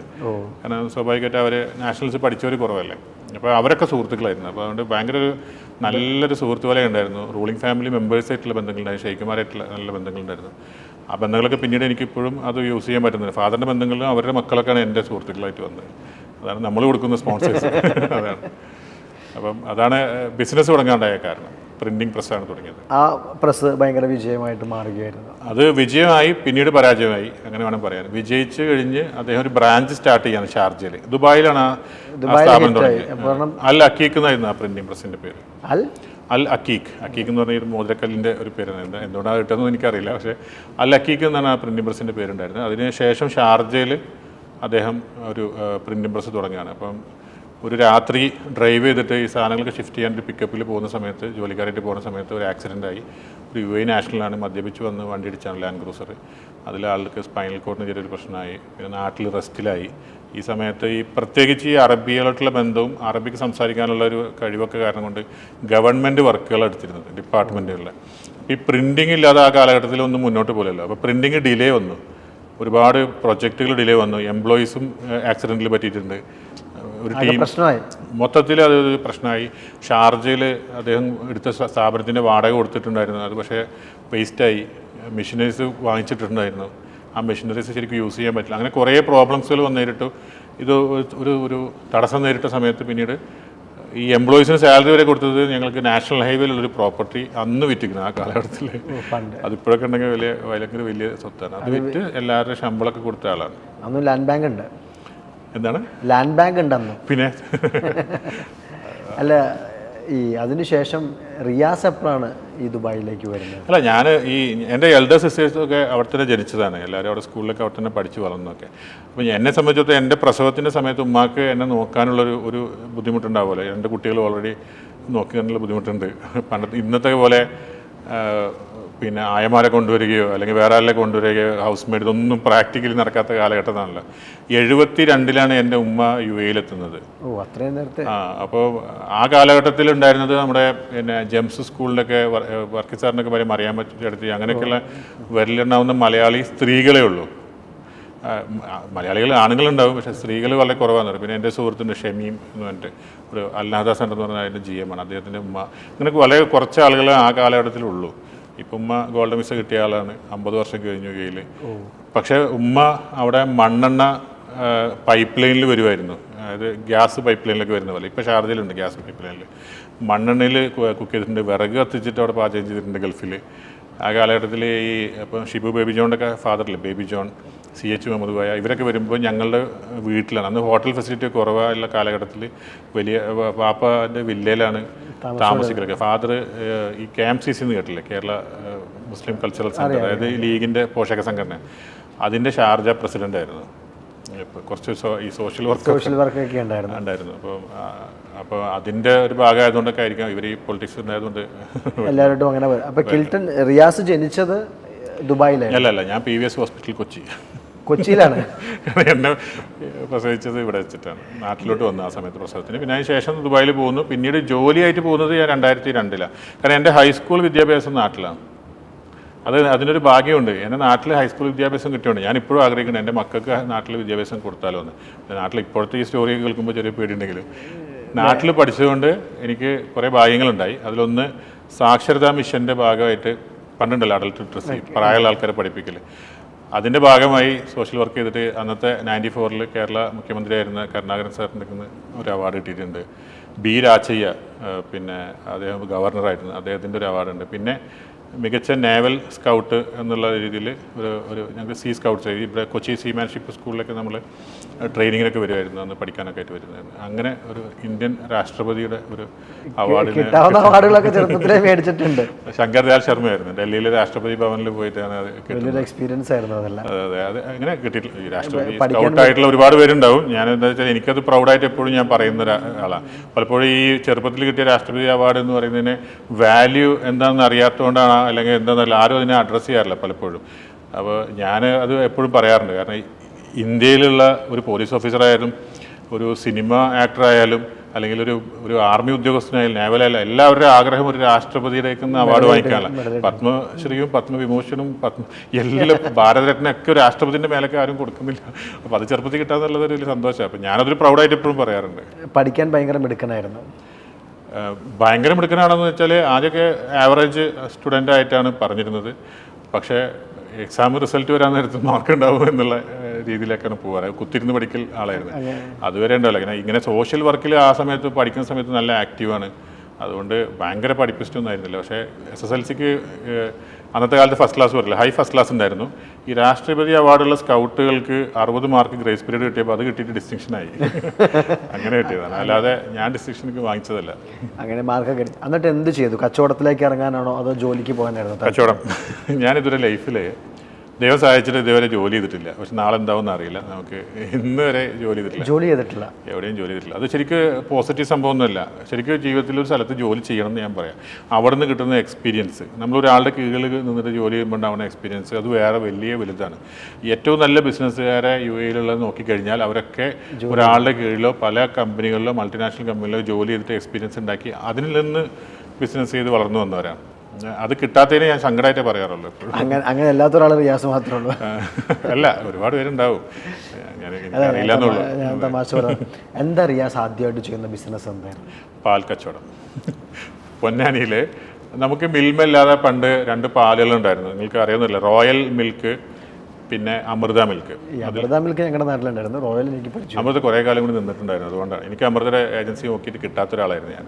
എനിക്ക് ഓർമ്മയുണ്ടത്, എനിക്ക് ഒരു വീട്ടിൽ പോയതും അതിൻ്റെ ഓണറെ കാണാൻ പോയതും ആൾ പറഞ്ഞു എന്നോട് പോയി പഠിക്കുക, ഈ പ്രായത്തിൽ കച്ചവടം ചെയ്യില്ല എന്നൊക്കെ പറഞ്ഞേക്കെ ഉപദേശിച്ചു വിട്ടതൊക്കെ. ഇത് റോയൽ മിൽക്ക് എന്ന് പറയുന്ന സാധനം ഞങ്ങൾ നാട്ടിൽ പൊന്നാനിയിൽ ഏജൻസി എടുത്തു. പല സ്ഥലത്ത് പല ഏജൻറ്റാണ്. തിരൂർ എന്നൊരു സമത് എന്ന് പറഞ്ഞിട്ട് ഒരാളാണ്, ഞങ്ങൾക്ക് സുഹൃത്തുക്കളാണ്, ഇപ്പോഴും അറിയാം, കോൺടാക്റ്റൊക്കെ ഉണ്ട്. അപ്പോൾ ഈ പൊന്നാനിയിൽ ഈ പാലിൻ്റെ ഏജൻസി എടുത്തെങ്കിലും പാല് നമ്മൾ വീടുകളിൽ സപ്ലൈ ചെയ്യലല്ല. അന്നത്തെ കാലത്താണ് ഈ ഷാർജ ഷേക്ക് അത് ഷേക്ക് എന്നൊക്കെ പറഞ്ഞിട്ട് മിൽക്ക് ഷേക്കിൻ്റെ ഒരു ട്രെൻഡ് വന്നിട്ടുണ്ടായിരുന്നു. അപ്പോൾ ഞാനൊരു വാടക വീട് എടുത്തിട്ടുണ്ടായിരുന്നു, റിലേറ്റീവിൻ്റെ തന്നെയാണ്. ആ വാടക വീട്ടിൽ ഫ്രീസർ വെച്ചിട്ട് ഈ പാല് നമ്മൾ രാവിലെ വരും, അത് കട്ടയാക്കിയിട്ട് കൊടുത്തു കഴിഞ്ഞാൽ നമുക്ക് ലിറ്ററിൻ്റെ മുകളിൽ എക്സ്ട്രാ പൈസ കിട്ടും. അതിനുവേണ്ടി കട്ടയാക്കും. കാരണം അവർക്ക് ഇത് ഫ്രീസർ ഫെസിലിറ്റിയോ അല്ലെങ്കിൽ കട്ടയാക്കി കിട്ടുന്നത് വലിയ അനുഗ്രഹമാണ്. കാരണം കട്ടയാണ് ശരിക്കും ഈ മിൽക്ക് ഷേക്ക് എന്ന് പറയുന്നത് പാലിൻ്റെ കട്ടയാണ്, ഒരു ഐസ് വരുന്നതുകൊണ്ട്. അപ്പോൾ അങ്ങനെ കൊടുക്കുമായിരുന്നു. അതാണ് ഫസ്റ്റത്തെ ബിസിനസ്. പിന്നെ അതിൻ്റെ കൂട്ടത്തിൽ ഈ ജ്യൂസ് കടകളായിട്ട് ബന്ധമുണ്ടായതുകൊണ്ട് ഒരിക്കൽ കൊക്കക്കോള കൊണ്ടുവരാൻ പറ്റുമെന്ന് വെച്ചാൽ, കൊക്കക്കോള കേരളത്തിലുണ്ടായിരുന്നില്ല, തമിഴ്നാട്ടിലുണ്ടായിരുന്നു. അപ്പോൾ അത് കോയമ്പത്തൂരിൽ നിന്ന് കൊടുത്തിട്ട് ഈ പെട്രോളായിട്ട് മൂടിയിൽ ഇതൊക്കെ മാച്ച് കളഞ്ഞിട്ട് പ്രൈസ് മാച്ച് കളഞ്ഞിട്ട് കടകളിൽ കൊടുക്കും. അപ്പോൾ കടക്കാരത് ബ്ലാക്കിന് വിൽക്കുമായിരുന്നു. ഇവിടെ വിൽക്കാൻ പാടില്ലെന്നല്ല, കേരളത്തിൽ സപ്ലൈ ഉണ്ടായിരുന്നില്ല. അതിൻ്റെ റീസൺ എന്താ എനിക്ക് അറിയില്ല, എന്തോ ഗവൺമെൻറ് റീസൺസ് കൊണ്ട് എന്തായിരുന്നു അന്ന് കടക്കാർ അങ്ങനെയൊക്കെ ഉണ്ട്. അതൊക്കെ ആയിരുന്നു ആദ്യത്തെ ബിസിനസ്. അതൊക്കെ സക്സസ് ആയോ? എല്ലാ ബിസിനസ്സുകളും ഇതുവരെ സക്സസ് ആണ്. പിന്നീട് ചില ഇഷ്യൂസുകൾ കൊണ്ട് തടസ്സങ്ങൾ വരുന്നതാണ്. ഇപ്പോൾ ഉദാഹരണത്തിന് പാല് നിരോധിച്ചു റോയൽ മിൽക്ക്. അപ്പോൾ പിന്നെ അന്നെന്തോ കെമിക്കലുണ്ടെന്നോ എന്തോ ടെസ്റ്റ് ചെയ്തു. ഈ അമൃത മിൽക്കും പിന്നീട് നിരോധിച്ചു. മിൽമ മാത്രമല്ലേ ഉള്ളൂ ഇപ്പോൾ കേരളത്തിൽ, എനിക്കറിയില്ല. കുറച്ച് കമ്പനികളുണ്ട് ഇപ്പം. അല്ല, കർണാടക ഗവൺമെന്റിന്റെ നന്ദിനി ഉണ്ട്. അത് കൂടാണ്ട് സ്വകാര്യ പ്ലേയേഴ്സ് ഇപ്പൊ ഉണ്ട് അല്ലേ? കുറെ കാലത്തേക്ക് ഉണ്ടായിരുന്നില്ല എന്ന് തോന്നുന്നു എനിക്ക്. കുറെ കാലത്തേക്ക് ആൾക്കാർക്ക് വിശ്വാസമില്ലായിരുന്നു, ഉണ്ടായിരുന്നു പക്ഷേ വിശ്വാസമില്ലായിരുന്നു. ഇപ്പോഴാണ് സ്ട്രോങ് ആയിട്ട് ഒരുപാട് ബ്രാൻഡുകൾ വന്നു. എന്ന് എനിക്കും അറിയില്ല, ചിലപ്പോൾ ഗവൺമെന്റ് ടെസ്റ്റ് ചെയ്ത് അത് കെമിക്കൽ ഉണ്ടാവുമായിരിക്കും, നമുക്കറിയില്ല, നമ്മൾ വിറ്റിരുന്നു ആക്കിയിരുന്നില്ല. അപ്പോൾ വില കുറവും ഉണ്ടായിരുന്നു മിൽമയേക്കാളും. അന്നത് വിറ്റു നമ്മൾ. അത് കഴിഞ്ഞിട്ട് എന്ത് ചെയ്തു? അത് കഴിഞ്ഞിട്ട് അതേ ലൈൻ വീട് യൂസ് ചെയ്തിട്ട് മെഴുകുതിരിയുടെ കച്ചവടം. അന്ന് പവർ കട്ട് ഉള്ള അല്ലേ, പവർ കട്ട് ഉണ്ടായതുകൊണ്ട് ബാംഗ്ലൂർ പോയിട്ട് മെഴുകുതിരി എടുക്കും തൂക്കിയിട്ട്. പല സൈസുകളിലും പല ക്വാളിറ്റികളൊക്കെ ഉണ്ട്. പിന്നെ ശിവകാശിയിൽ നിന്ന് തന്നെ ഈ മെഴുകുതിരിയുടെ പെട്ടികൾ കിട്ടും നമുക്ക് റെഡിമെയ്ഡ് ആയിട്ട്. നമ്മൾ ബ്രാൻഡ് കൊടുക്കൊന്നും വേണ്ട. ഇപ്പോഴത്തെ പോലെ പ്രൈവറ്റ് ലാബിലിങ്ങിനും സമയമൊന്നുമില്ല, ഈ ബ്രാൻഡ് ഇടാനൊന്നും പറ്റില്ല. അവരിട്ട ബ്രാൻഡ് ഉണ്ട്, ബെസ്റ്റ്, സൂപ്പർ, അത് ഇതൊക്കെ വേണ്ടി കുറേ. എല്ലാം കൂടി പെട്ടി വാങ്ങിക്കും പല കളറിൽ. അത് വരും. അത് വന്നു കഴിഞ്ഞിട്ടുണ്ടെങ്കിൽ ബസ്സിൽ വരും. പിന്നെ ആ സാധനം എടുത്തിട്ട് നമ്മൾ ഇങ്ങനെ ഫില്ല് ചെയ്യും. ഈ കടയിൽ ബെസ്റ്റ്, അപ്പുറത്തെ കടയിൽ സൂപ്പർ, ഇപ്പുറത്തെ ഇങ്ങനെ. അപ്പോൾ നേരത്തെ മെഴുകുതിരി കച്ചവടം കൊടുമ്പിരി കൊണ്ടിരിക്കുമ്പോൾ പവർ കട്ട് കഴിഞ്ഞപ്പോൾ കച്ചവടം കഴിഞ്ഞു. അപ്പോൾ ഇങ്ങനെയല്ല. ഞാൻ ചിന്തിക്കുമായിരുന്നു, ആദ്യം ഐസ് കട്ടയായിരുന്നു വേണ്ടത്, പാൽ ഐസാക്കി കൊടുത്തു, കറണ്ട് പോയപ്പോൾ മെഴുകുതിരി വിറ്റു. അടുത്ത പ്രശ്നം എന്തായിരുന്നു? സൊല്യൂഷനും എന്തായിരുന്നു? ഇപ്പോൾ 2 കച്ചവടങ്ങൾ തുടങ്ങി, സാഹചര്യങ്ങൾ കാരണം അത് നിന്നുപോയി. അത് കഴിഞ്ഞിട്ട് എന്താ ചെയ്തത്? അത് കഴിഞ്ഞതിന് ശേഷം ഒരു DTP സെൻറ്റർ തുടങ്ങി നാട്ടിൽ. DTP സെൻറ്റർ എന്ന് പറയുമ്പോൾ, പക്ഷേ അതിൻ്റെ പേര് നിറം അഡ്വർടൈസിംഗ് എന്നായിരുന്നു. ആദ്യം വിസ് ഗ്രാഫിക്സ് എന്നായിരുന്നു, പിന്നീട് പേര് മാറ്റി നിറം അഡ്വർടൈസിംഗ് എന്നാക്കി. എളുപ്പമുള്ള പേരാക്കി. ഒരു അഡ്വർടൈസിംഗ് കുറച്ചും കൂടി ഒന്ന് അഡ്വാൻസ്ഡ് ആക്കിയതാണ് ഗ്രാഫിക്സിൽ. ഇത് ശരിക്ക് പണ്ട് പൊന്നാനിയിലൊക്കെ ഈ പ്രിൻറ്റിംഗ് പ്രസ് നോക്കിക്കഴിഞ്ഞാൽ ലെറ്റർ പ്രിൻറ്റിംഗ് പ്രസ്സായിരുന്നു. അച്ചുകൂടെന്ന് നമ്മൾ പറയുന്നത്, അച്ചുകൾ നിരത്തിക്കൊണ്ട് മഷി പുരട്ടി അടിക്കുന്ന ഒരു സംഭവമാണ്. ഇപ്പോൾ അതിപ്പം ഒരു പേപ്പർ ഒരു നോട്ടീസാണ് അമ്പല കമ്മിറ്റിനാണെങ്കിൽ അവരുടെ അടുത്ത് ഭഗവാന്റെ പിന്നെ അച്ചുകളുണ്ടാവും, അതുപോലെ ഓം നേരി അച്ചുണ്ടാവും. അത് തന്നെ മുസ്ലിം എന്തെങ്കിലും പ്രോഗ്രാം, പള്ളി കമ്മിറ്റിൻ്റെ പ്രോഗ്രാം വന്നാൽ ചന്ദ്രക്കല ഉണ്ടാവും. അപ്പോൾ ഇത് തിരിച്ച് പിന്നെ അങ്ങനെ വെച്ച് അത് അടിച്ചിട്ടാണ്. ഈവൻ മനോരമ, മാതൃഭൂമി എല്ലാവരും ഇങ്ങനെ തന്നെ അടിച്ചിരുന്നത്. എന്തൊരു ബുദ്ധിമുട്ടാണെന്ന് ആലോചിച്ചൊക്കെ രാത്രി ഇരുന്നിട്ട് അച്ചുകൾ നിരത്തിയിട്ടാണ് അവർ പേപ്പർ പ്രിന്റ് ചെയ്തിരുന്നത്. ഓരോരോ ഭയങ്കര ഫാസ്റ്റ് വേണ്ട ജോബാണ്. അപ്പം അങ്ങനെയുള്ളൊരു കാലഘട്ടത്തിലാണ് ഈ DTP വരുന്നത്, ഡെസ്ക്ടോപ്പ് പബ്ലിഷിംഗ് എന്ന് പറയുന്ന ഒരു സംവിധാനം. അപ്പോൾ അതിൽ PageMaker, CorelDRAW, Photoshop, ഇതാണ് അന്നത്തെ ഇതിൽ വരുന്നത്. കാരണം വിൻഡോസ് തന്നെ വരുന്നത് 92 93 വിൻഡോസ് 95 98 പിന്നെ അപ്ഗ്രേഡ് ചെയ്തത് നമുക്കറിയാം. അപ്പോൾ അന്ന് ഇത് പഠിക്കാൻ പൊന്നാനിൽ സൗകര്യം ഇല്ലാത്തതുകൊണ്ട് ഞാൻ പുറത്ത് പോയിട്ടാണ്, വേറെ സിറ്റികളിൽ പോയിട്ട് പഠിക്കണം. അങ്ങനെ സിറ്റികളിൽ പോയിട്ടാണ് ഈ ഫോട്ടോഷോപ്പും കോറൽ ഡ്രോ പേജ് മേക്കറും പഠിക്കുന്നത്. ഇത് സ്ഥാപനം തുടങ്ങിയത് എൻ്റെ അമ്മായിയുടെ വാപ്പാടെ സിസ്റ്ററുടെ ഒരു ബിൽഡിംഗ് ഉണ്ടായിരുന്നു. ആ ബിൽഡിങ്ങിൻ്റെ ഒരു ഏണിക്കൂട് ഉണ്ടാവും, ഏണിയുടെ താഴെ ഒരു ചെറിയ റൂം ഉണ്ടാവും. ഈ റൂമാണ് നമ്മുടെ സംവിധാനം. അങ്ങനെ അവിടെ കമ്പ്യൂട്ടർ വെച്ച് അത് തുടങ്ങുന്നു. എന്നിട്ട് ഈ ഡിസൈൻ ചെയ്ത സാധനം നമ്മൾ കുന്നംകുളത്ത് പോയിട്ട് വേണം പ്രിന്റ് ചെയ്യാനായിട്ട്. പറ്റില്ല. കേരളത്തിൻ്റെ പ്രിന്റിങ്ങിൻ്റെ തലസ്ഥാനം കുന്നംകുളമാണ്. അത് എല്ലാവർക്കും അറിയുന്ന ഒരു സംഭവമാണ്. തമിഴ്നാട്ടിലാണെങ്കിൽ ശിവകാശി എപ്പോഴും പ്രിന്റിങ് പറയും. അന്നൊക്കെ ഫിലിം പോസ്റ്റ് വരെ കുന്നംകുളത്തോ അല്ലെങ്കിൽ ശിവകാശി എന്ന് അടിക്കാം. ഏറ്റവും കൂടുതൽ ശിവകാശി ആയിരുന്നു. അപ്പോൾ പൊന്നാനിയിൽ നിന്ന് ഈ ഓർഡർ എടുക്കും.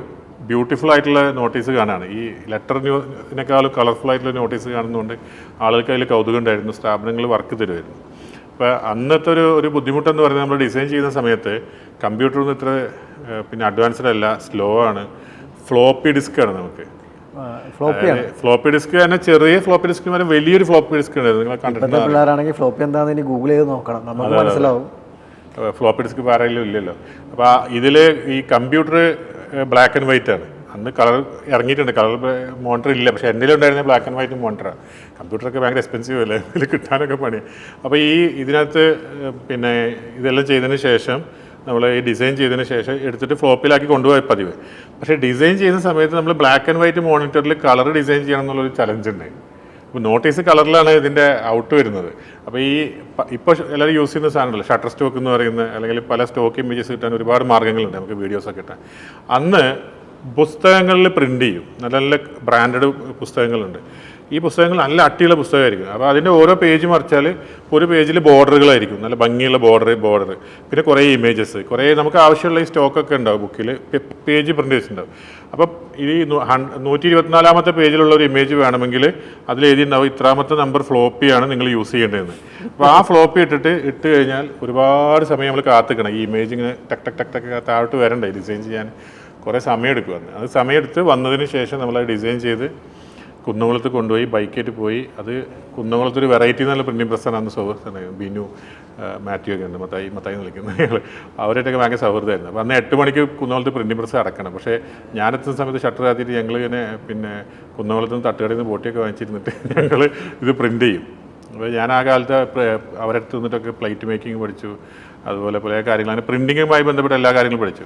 ഈ കാലഘട്ടം പഠിക്കാനായിട്ട് ഉപയോഗിക്കും. അതിൻ്റെ കാരണം എന്താണ്, ഫാദറോടെ പ്രിന്റിംഗ് പ്രസ് നടത്തുന്നത്, ഫാദറിന് ഞെട്ടിക്കണം എന്നുള്ള ഇവിടുന്ന് ഈ സംഭവം ചെയ്തുകൊണ്ടിരിക്കുന്നത്.